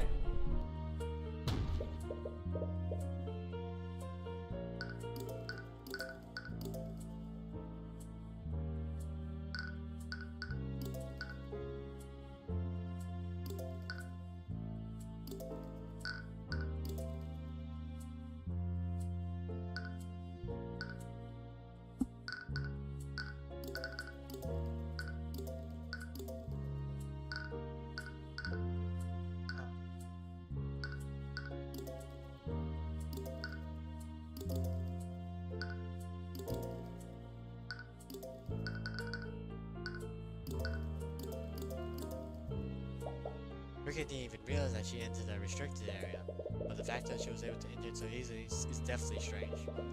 Draco Jen must have had precautions to prevent such a thing from happening. Maybe they blowing out later instead of the lockdown is against his order? It's possible, but would Draco Jen really allow something like that to happen? Yeah, okay, that was useless.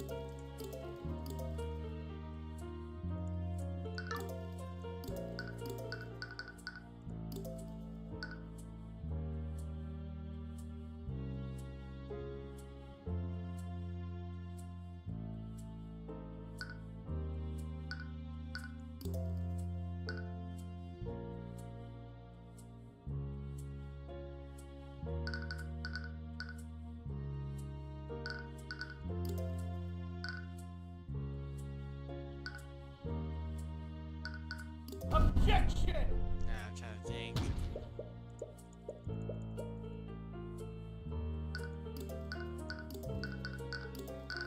Bing, bing, bing.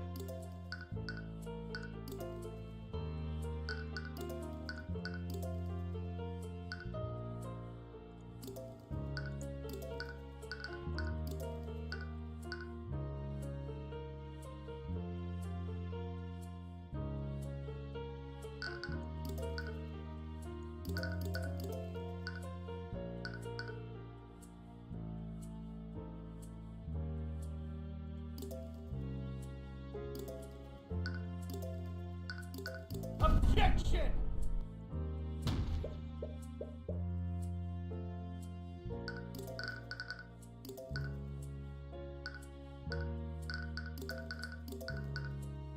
Objection! I don't know.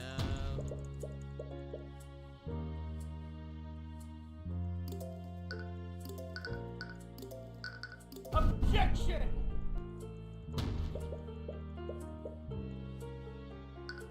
Somebody once told me the world's gonna roll me.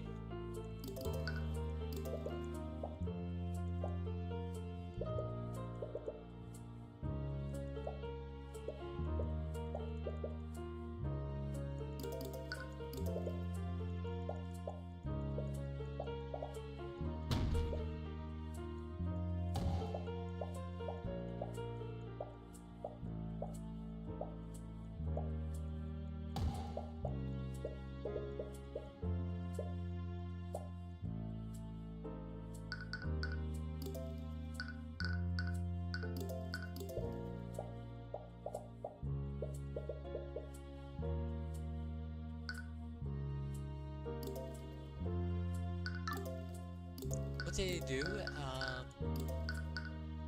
Objection!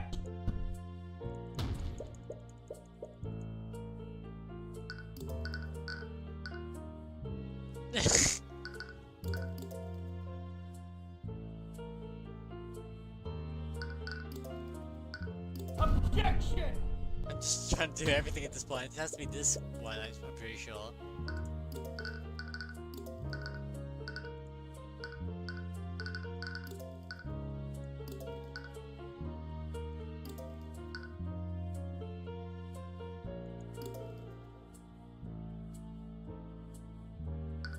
Objection!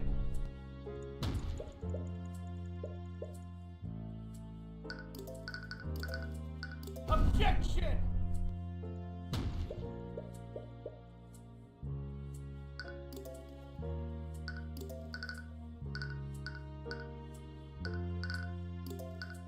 Objection!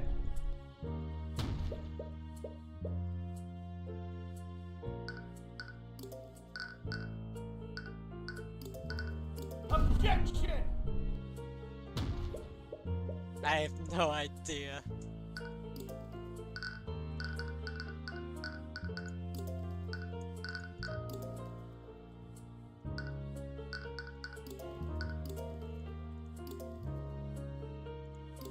Get out me, swamp.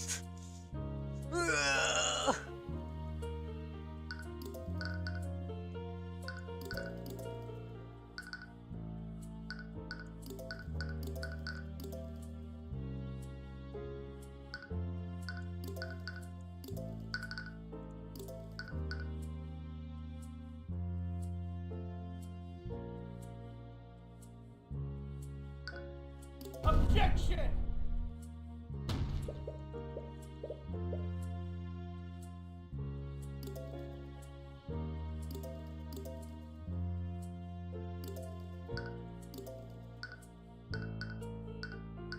it's me? Hello?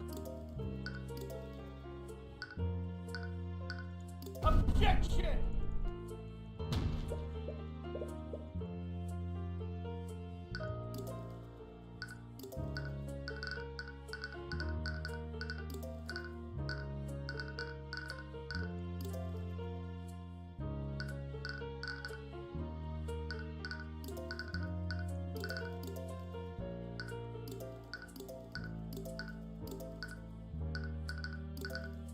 Objection!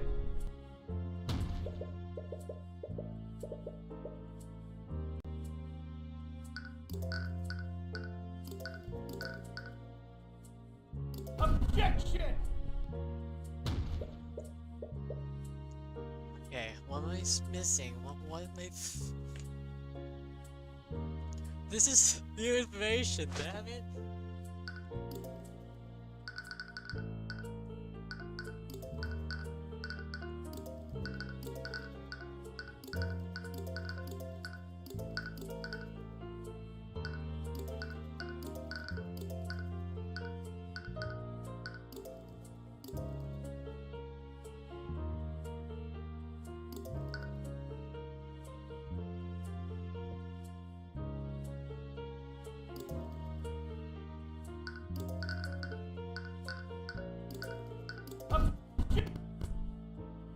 Oh wait, I'm gonna be so busy.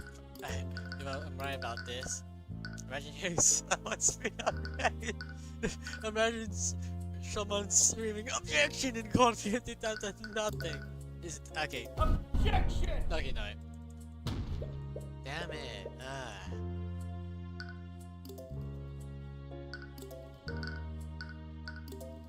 Objection!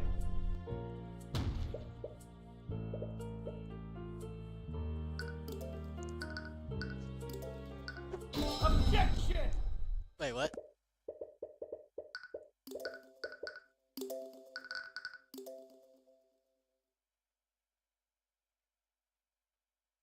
Alright. Duh.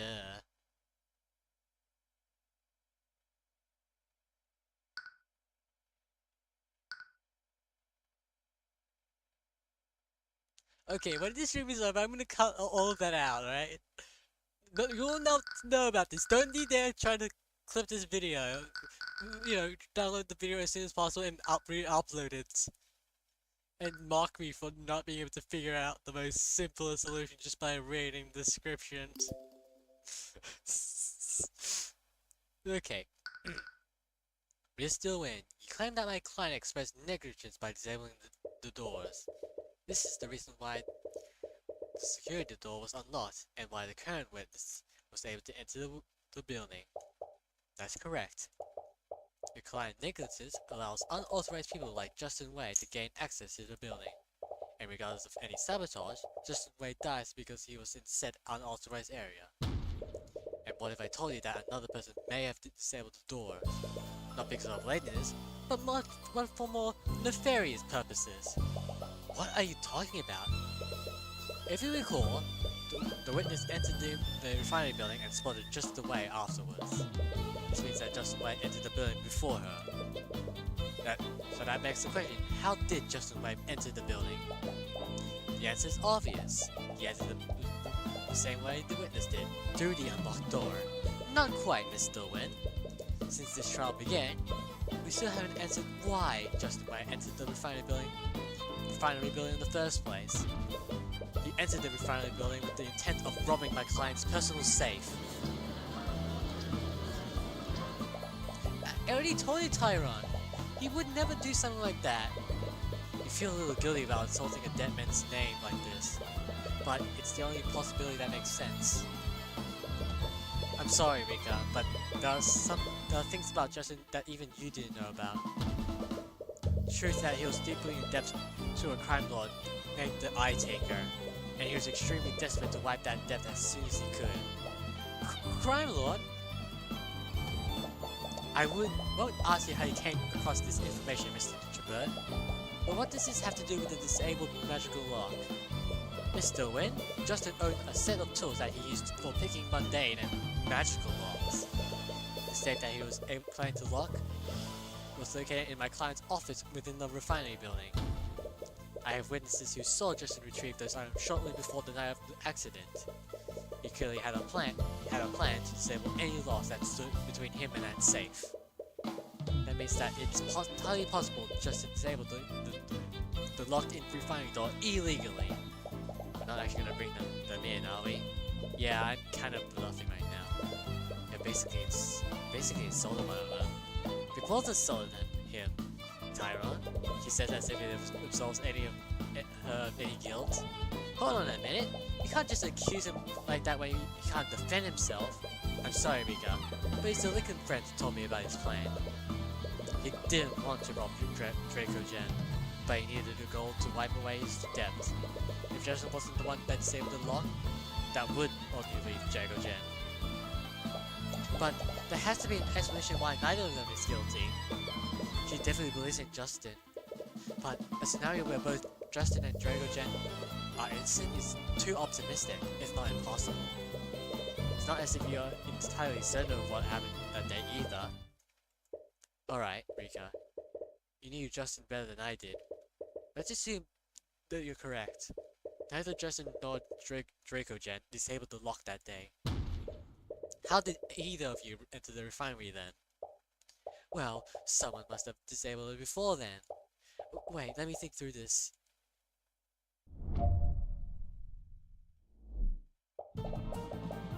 Plenty of people could have disabled the locks. Maybe one of the employees got lazy and forcibly broke it. There was also that nobleman who was with Mr. Morrison. He's the mage, and he could have used magic to do it. It could have been sabotaged. Could have been one of the maintenance constructs. I saw one working on the machines. Maybe one of them broke the lock. I can barely point out all of the issues with your theories, Mr. Tour. If you recall, the entrance can only be disabled by Stefanek Dragogen. Even Mr. Cuthbert's theory makes more sense than your list of suspects. Yeah, she's right. Doesn't matter how many suspects she presents. Now I have the credence to disable the lock.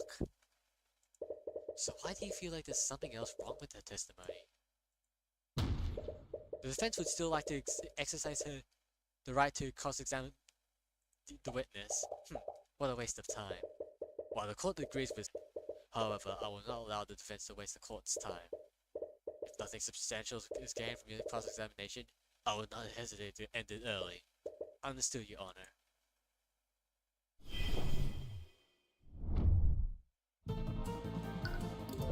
But as I said before, Draco Gen is the only person able to legally disable the locks. Give me a second. And Justin Wei was the only person who had the skills set to disable it illegally. Well, how do you know that someone else didn't have the tools like that? That's certainly possible, but unlikely. The ability to pick up magical locks seems like a rare skill for anyone to have. And as far as you know, no one else was there unauthorized that day, except for maybe Esther and Morrison. Maybe one of the employees got lazy and forcibly broke in. So when did the Inquisition find any evidence of physical tampering on the entrance lock? Not at all. Furthermore, if an employee had attempted what the witness is describing, he would have set off the refinery security system. Sorry, Rika. Well... There was also that nobleman who was with Mr. Morrison. He can imagine he could have used magic to do it. The Herald Master's companion would have no reason to perform such an act. Your personal bias might be clouding your judgment, Miss Stillwell. This isn't merely extrapolation based on his character, Mr. Cuthbert. The nobleman in question had the legal authority to enter the building. He wouldn't need to resort to such underhanded tactics. Right, as the Crown Prince, he could legally enter the Arcane refinery if he wanted to. In fact, that's probably how he entered in the first place. You would probably know that since you two seem so close with each other. Is she jealous of our relationship with Esther? Maybe it's best to avoid bringing up Esther with her. Maintenance construct? You know, those magical animated suits of armor. Oh, She must have seen you. Okay. Arcane structures only performs the actions that they order to do. In a construct at the Arcane refinery, we only take orders from their administrator, Stefan and Dragogen. Unless you want to imply that Stefan and Dragogen ordered the construct to break the lock? May I remind the prosecution that the constructs are prone to error and misinterpretation of their orders. Perhaps this construct accidentally broke the locks while carrying out its usual orders. The Inquisition found no evidence of physical tampering on the locks, and even if they had, the security system would have been alerted the moment this happened. But you found a lot of contradictory statements to work with this time? Yeah. I need to find a contradiction that's not so rarely apparent. One that's not apparent? There's another contradiction in her testimony? I'm not sure, but I can't help but feel she said something that doesn't fit with what we know already. Ignore the list of suspects and focus on the other details. She observed a lot that day, so something must have happened with her. Something must be off with her observation.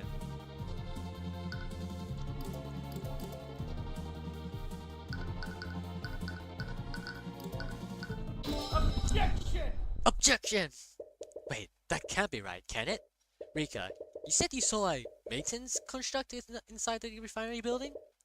Are you sure it was an Arcane construct? Yeah, I've been keeping an eye on them in the Von Sanctions catalogs, but they're not available to the public yet. When you saw this Arcane construct, what was it doing? I'm not exactly sure, but it looked like it was doing maintenance on the machines. Maintenance on the machines? But it shouldn't be there in the first place. What was it doing there? And more importantly, who sent it there? And where are you going with this, Mr. Cuthbert? As I said before, an Arcane construct owned by the defendant wouldn't have disabled the lock. I agree. A construct owned by my client wouldn't have done that. But Arcane constructs are extremely rare and not available to the general public yet. Furthermore, they are only produced, sold by Von Sanctions Industries. Lord Von Sanctions personally sold several products to Dragogen's trading company. However, when offered the opportunity to purchase his Arcane constructs, my client turned him down. What?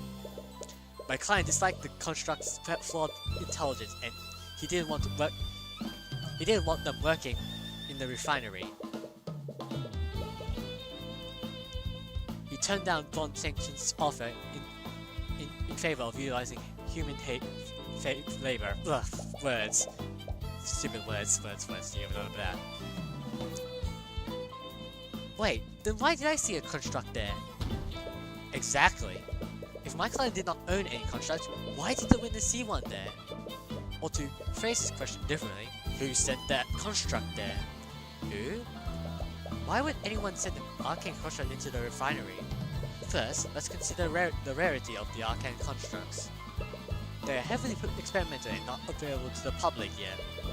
So all these elements in mind, only one person in the city of Oronax could have done this. Wait, you can't possibly mean... I do, Miss Stillwin. Few individuals had access to an Arcane construct, and even fewer had the ability to disable the locked doors without alerting the security system. Let's send him out! Where is he? There he is! Only one individual could have done everything that I described. Lord Von Sanctions, the noble lord of Oronax. You can't be serious! Are you accusing Lord Von Sanctions of illegally sending a construct into the Arcane refinery? What possible reason would he have to do that? Marika saw the construct. She says it was working on the machines, but that contract was sent by Von Sanctions. It didn't work for Dragogen. Wait, could that mean... Rika, when you saw that contract in the refinery, was it carrying anything? Yeah, actually. It was carrying a large cylindrical machine, and it looks pretty heavy. Looks like it would normally... Would it... Like it would normally need to be held by 2 people? Yeah, how did you know? It all makes sense now. Von Sanctions has been far too aggressive in pushing these charges. It wasn't because he was desperate to get rid of Dragogen, it was because he needed to cover up what actually happened. Mr. Cuthbert, where are you going with this? You see, Your Honor, the tools that the witness ordered this contract carrying wasn't just any tool. It was a rod of mending, an artificial tool that channeled transmutation magic. Transmutation magic?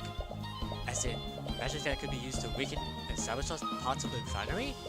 No, are you seriously accusing... Your Honor? Lord Von Sanction sent a construct into the Arcane refinery to sabotage it. In other words, Lord Von Sanction is responsible for that guardrail breaking. I think that's enough of you, you upstart commoner.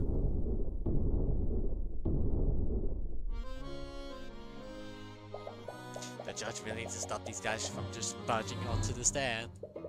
To be fair, who's gonna stop a noble from a pillar family? I had enough of these blatant accusations.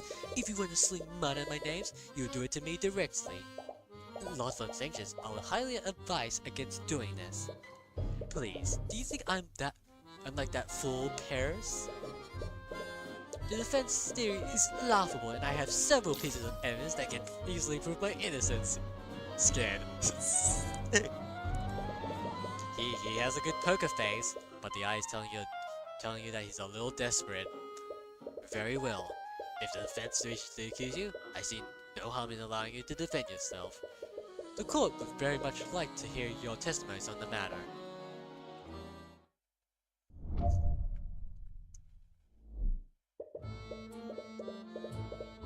It is possible to order a construct to complete a complex list of tasks, but doing so is ill-advised. I'm sure you observed this with the Nightgrave trial. Constructs are extremely prone to error when completing a long list of tasks. According to the defense, the saboteur stole a rod of mending and used it to sabotage very specific sections of the refinery. I'll never trust a contract to dissectively complete such an intrinsical task unsupervised. And before you asked, I was miles away from the refinery at the time of the accident. I have several advocates who can confirm this alibi. Therefore, I had no way of observing this construct from afar, nor did I have anywhere to communicate with it. That actually makes a lot of sense. The Nightgrave trial reveals the risk of ordering a construct to commit a crime. But nevertheless, Rika saw a construct at the refinery that day. That's indisputable. He definitely gave the construct a complex list of tasks to sabotage the refinery, and that raises one question. How did he account for the construct error-prone logic?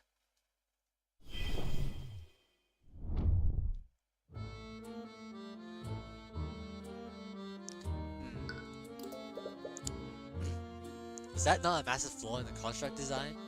Artificially can only do so much. It's difficult enough to create magical items that respond to verbal commands, but our magic is not advanced enough to replicate the common sense of a living creature. The Arcane construct is a marvelous invention. He really is a supervisor if you give them complex tasks.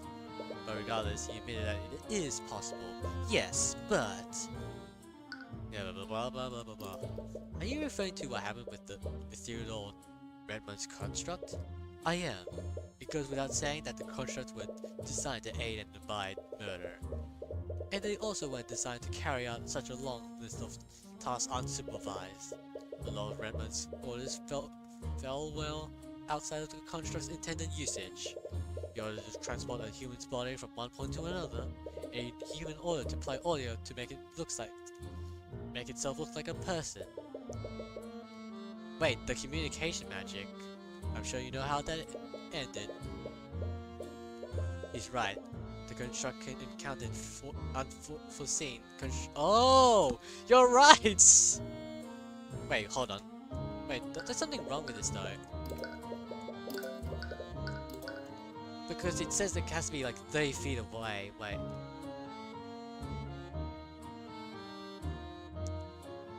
Wait, can be transmuted and tuned to the caster's magic. Maybe that's it?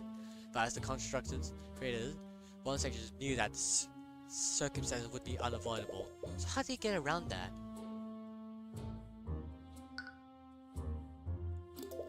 That's correct. As the chairman of Front Sanctions Industries, you would have the resources and know-how to use it in such a way. Yes, I suppose I would, but you forget that I couldn't have possibly been there personally. Perhaps you were desperate enough to take a chance like that. Please, I'll admit I'll find Dracogen to be a nuisance to my holdings. But I was hardly in a position to resort to such desperate tactics. That does make sense. You suppose that he was never planning for things to come back to him. You suppose that it caused detect magic? No one would have known that someone used magic within the refinery.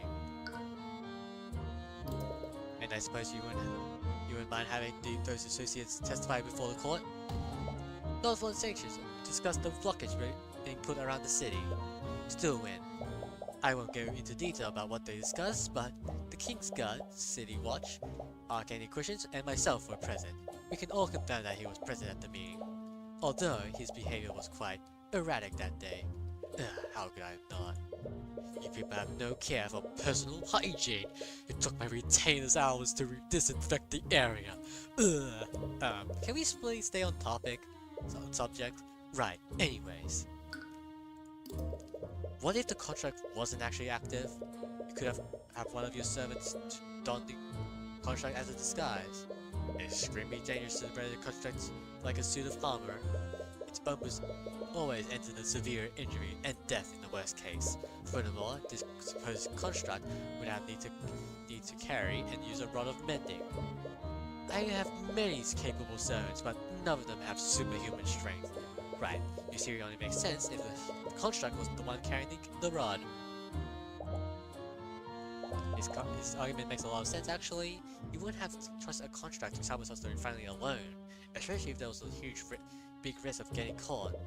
But regardless of what he said, Rika did see a construct that day. It could be like, without he take a risk like that.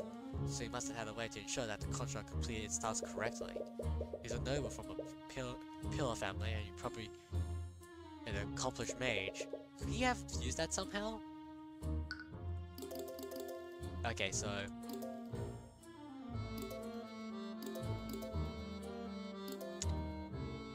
Okay, call it. Yes, that's correct. I will never trust such a simplifies. Yeah, okay, it's the last one, alright. And where's the spell? Yeah!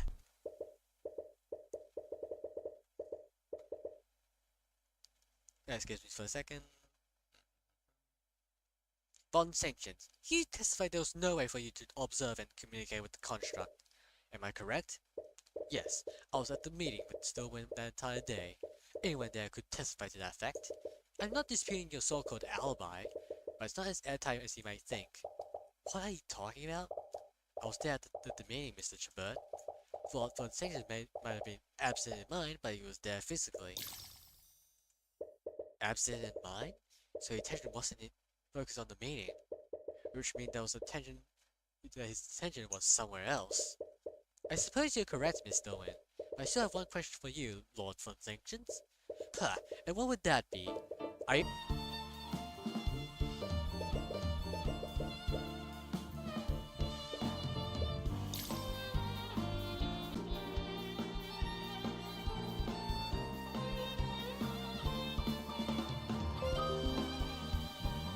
Alright, is it better? Anyways, yeah, I just figured out, like, why did I mute? Why would I mute myself? When did that happen?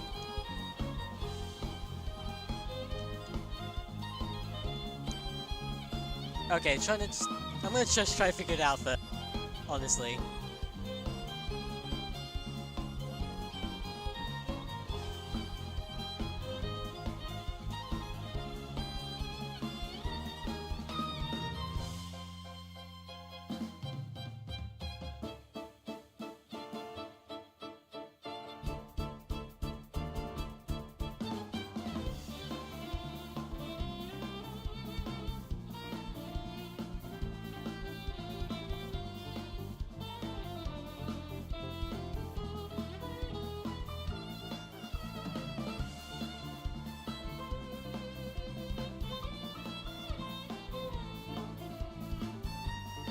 I didn't even mute myself that long.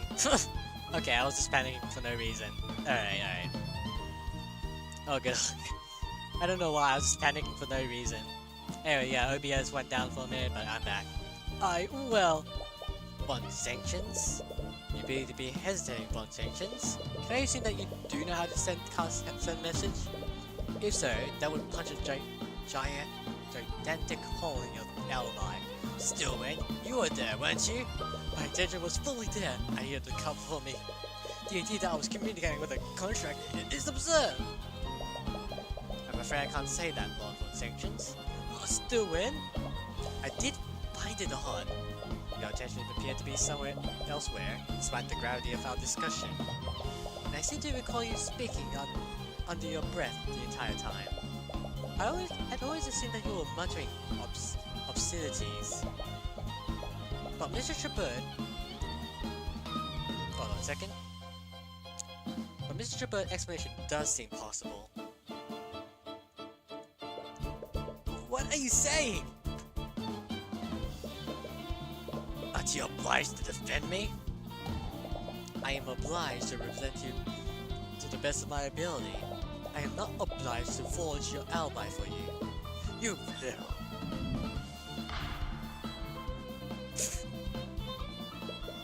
Lord Von Sanctions, I'm afraid the court needs an answer.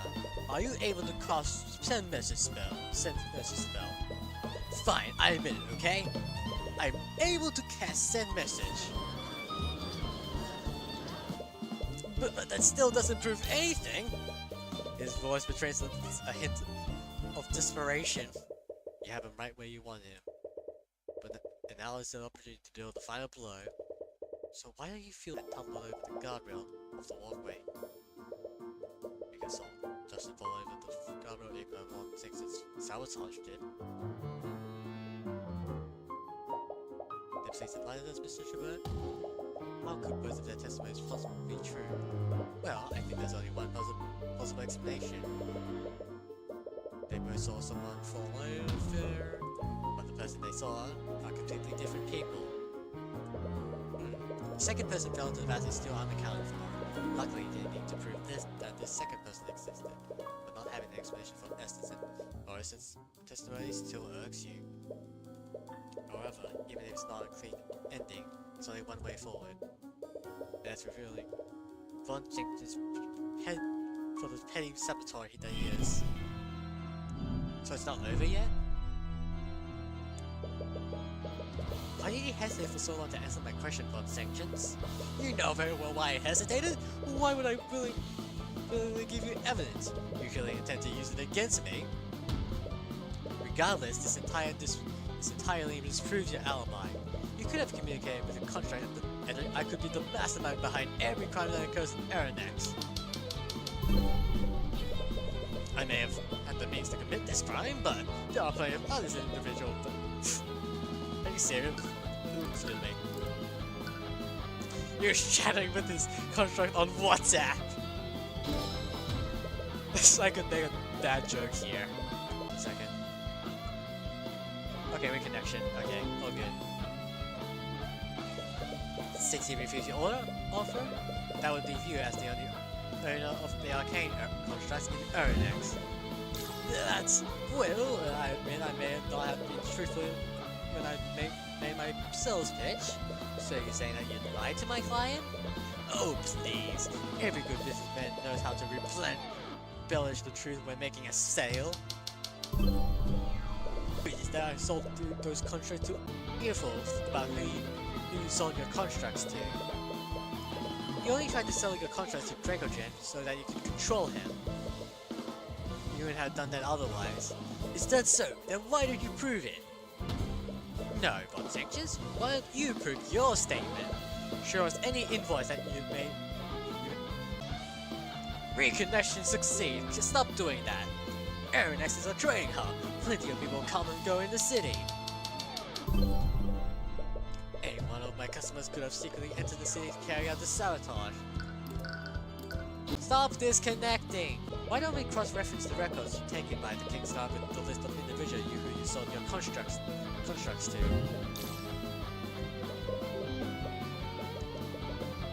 But I suppose from your reaction, that list would come up empty. So why don't you admit to your crimes, Von Sanctions? Or do I have to drag the evidence into court myself? Wait, drag the evidence into court? Of course, how could I forget? What? why you go ahead and do that, Mr. Cuthbert. Bring in your so-called evidence.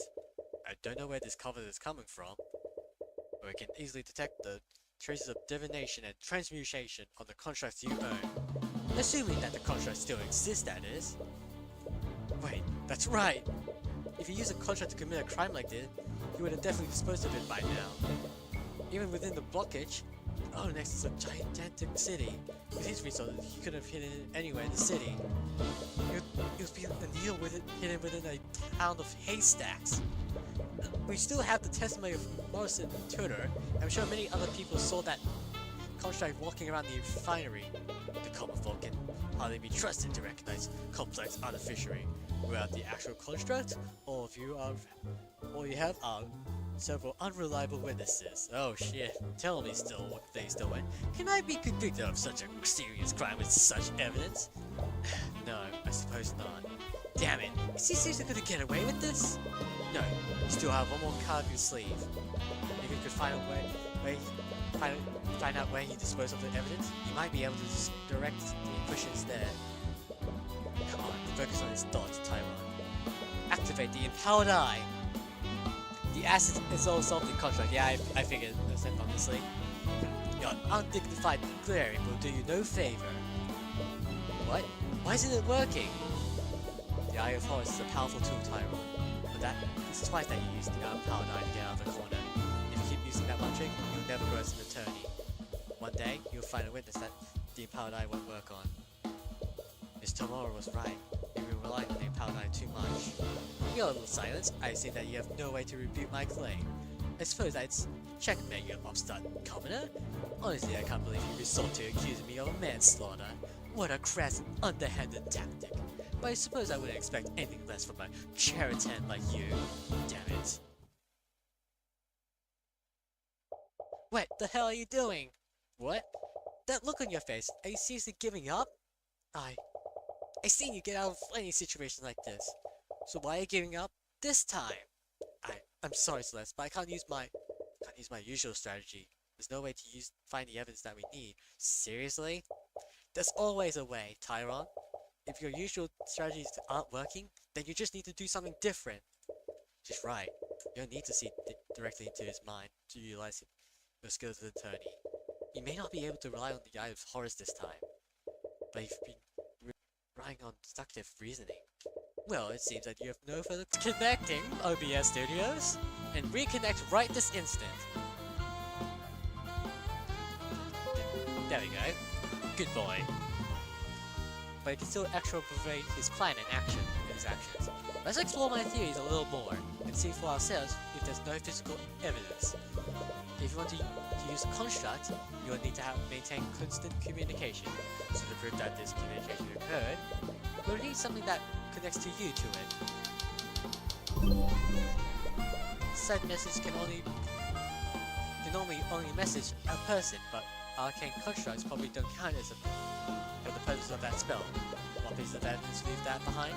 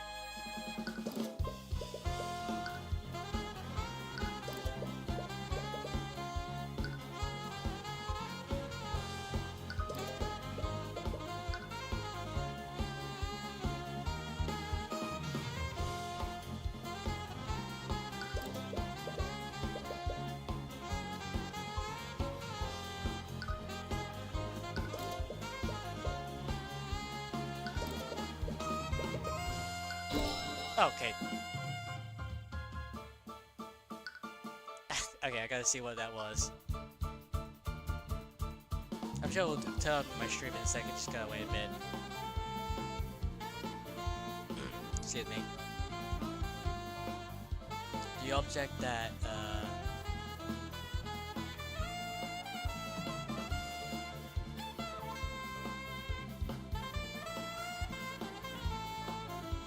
attuned to me, was it? Lloyd, okay, the object that Lloyd attuned to, yeah, there we go. An arcane construct isn't a person, so you must have used an object attuned to your magic to communicate with it. You still win. If we were able to find that object, would that tie your client to the sabotage? Hypothetically, yes. The ingredient has divination magics, and they can use it to detect if an object has attuned to a specific mage. Good luck finding such evidence. If they did perform these acts, the remains could be anywhere in Erinex. I'm not so sure about that, fun sections. Let's take a look at the things from your personal perspective. Why would you do the things that you did that day? Knowing that will point us to where you ultimately hit the construct. Your intention was to sabotage the refinery without anyone finding out what you did. So how would you dispose of the construct and the attuned item? You needed to hide it and or destroy the object so that no one would be able to find it. Wait, destroy?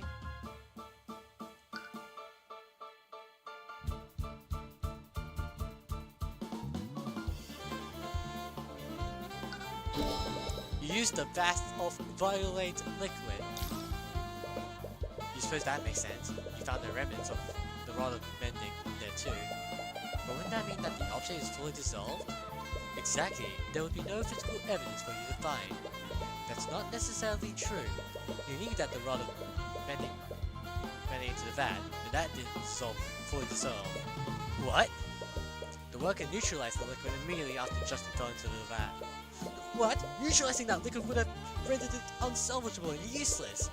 Doing that would have cost Dragogents a small fortune. Unlike you, Von Textures, my client values the lives of his workers over his profits.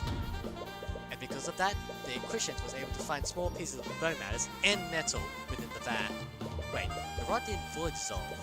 This means that it was thrown into the vat around the same time that Justin fell into it. You wouldn't have thrown the rod into the vat until after you were done with your sabotage.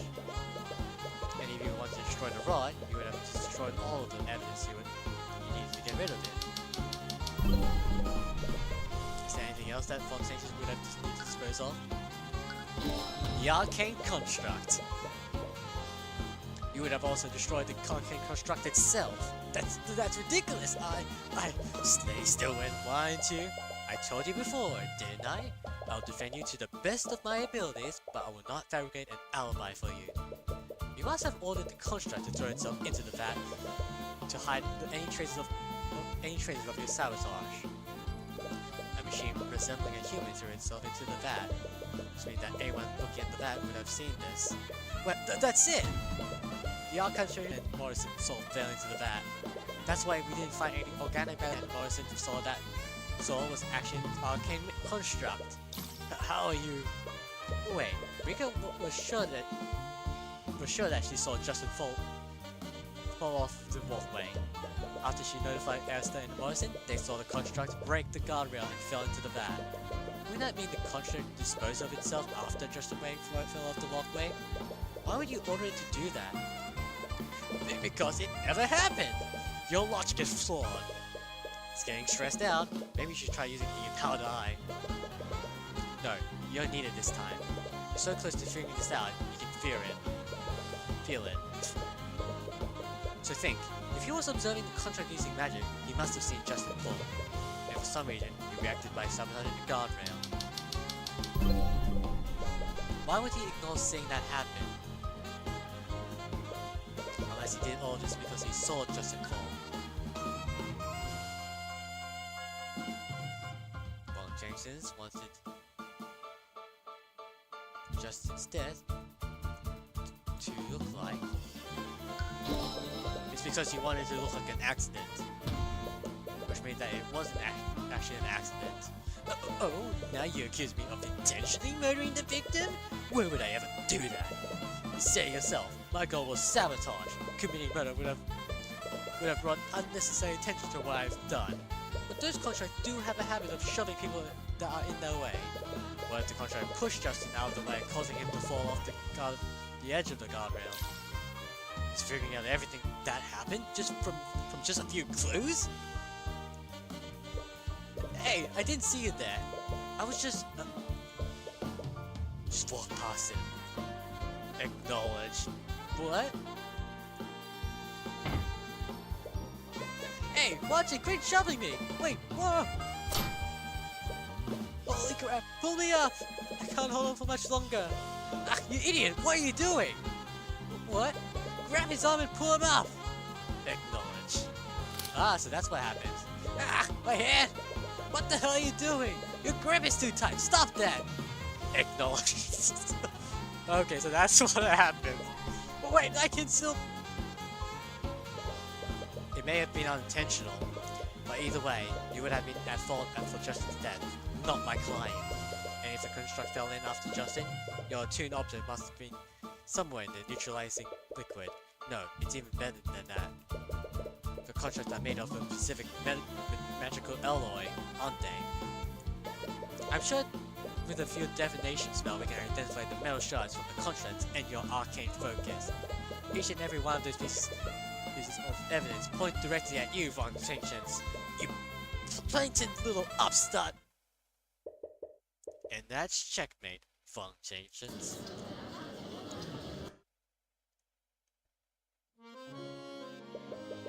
Why don't you save us all a little time, Von Sanctions?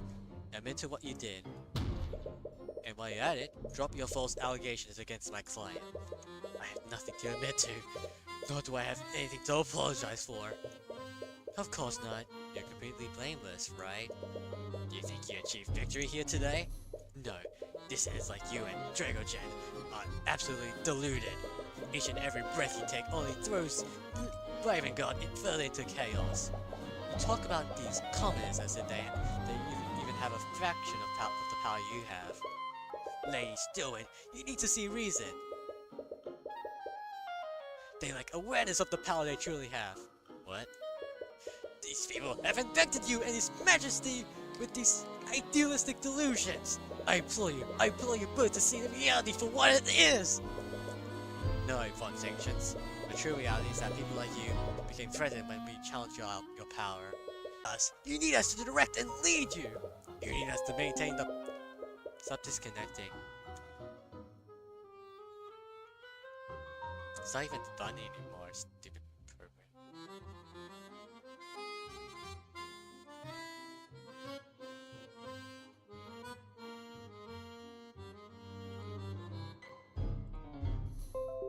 There you go.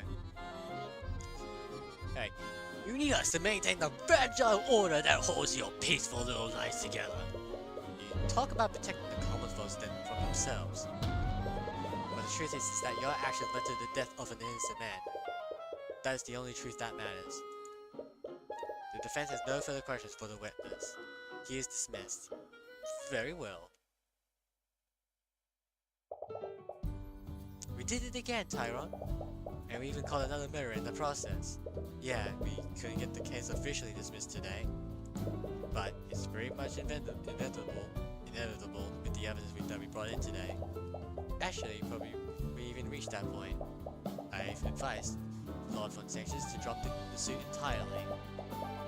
But it's already spread regarding the evidence that you brought forward. At this point, prolonging the trial would just harm his public image even more. That's great. Now you can build a case against him for Justin's death.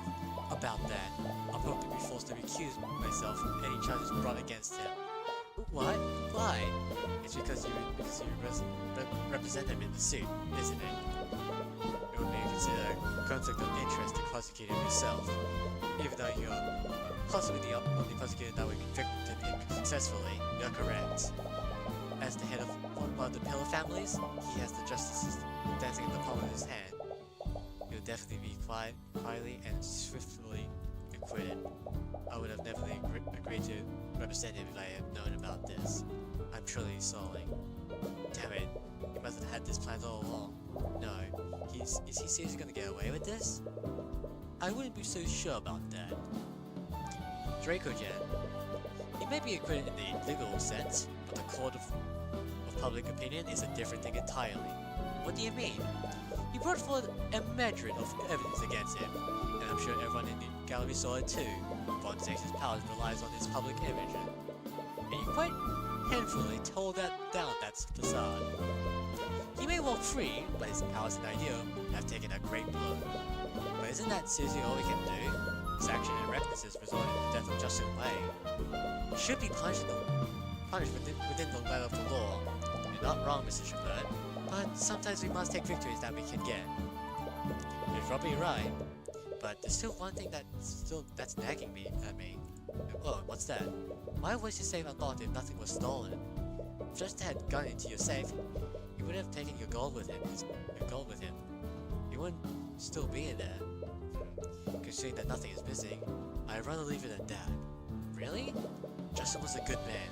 I'd rather not taint anyone's memory of him, especially Rika's. Right, she was pretty upset about your accusation. Nothing was taken, so no harm was done in that regard. I suppose so. I can't help but wonder what actually happened. Huh. That was a pretty good case, honestly, you know. I like the, it's a lot less focused on the magic itself, you know, magic spells, aside from, like, one. It just makes no damn sense to me. The kid successfully robbed the guy days ago. No one saw him, no one even suspected him. But then he breaks into the place again? Also, they can put the stolen gold?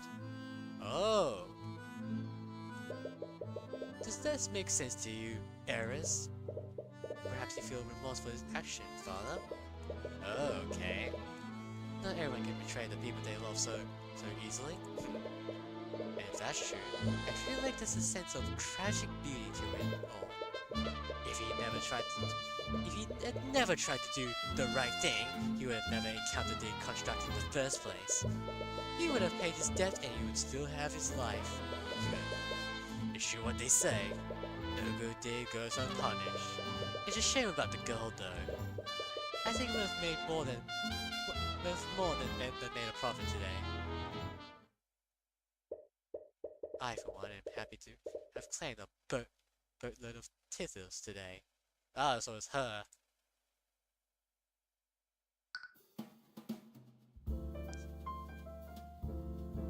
Well, I guess that's it for episode 3.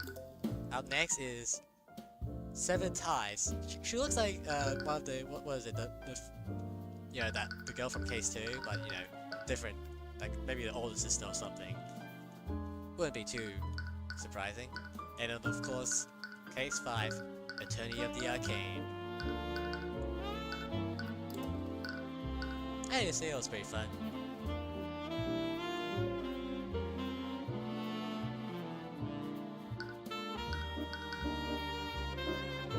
And yeah, I guess that's it.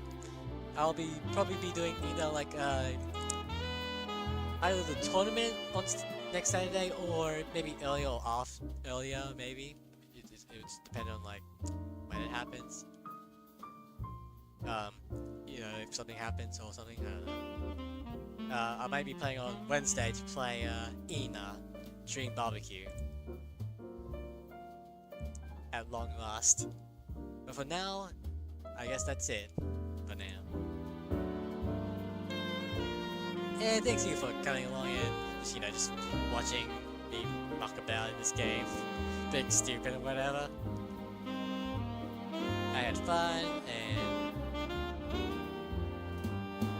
and now I gotta do some stuff. A lot of stuff. Yeah.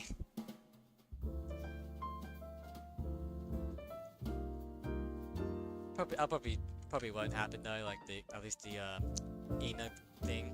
Maybe not until the week after. But you know.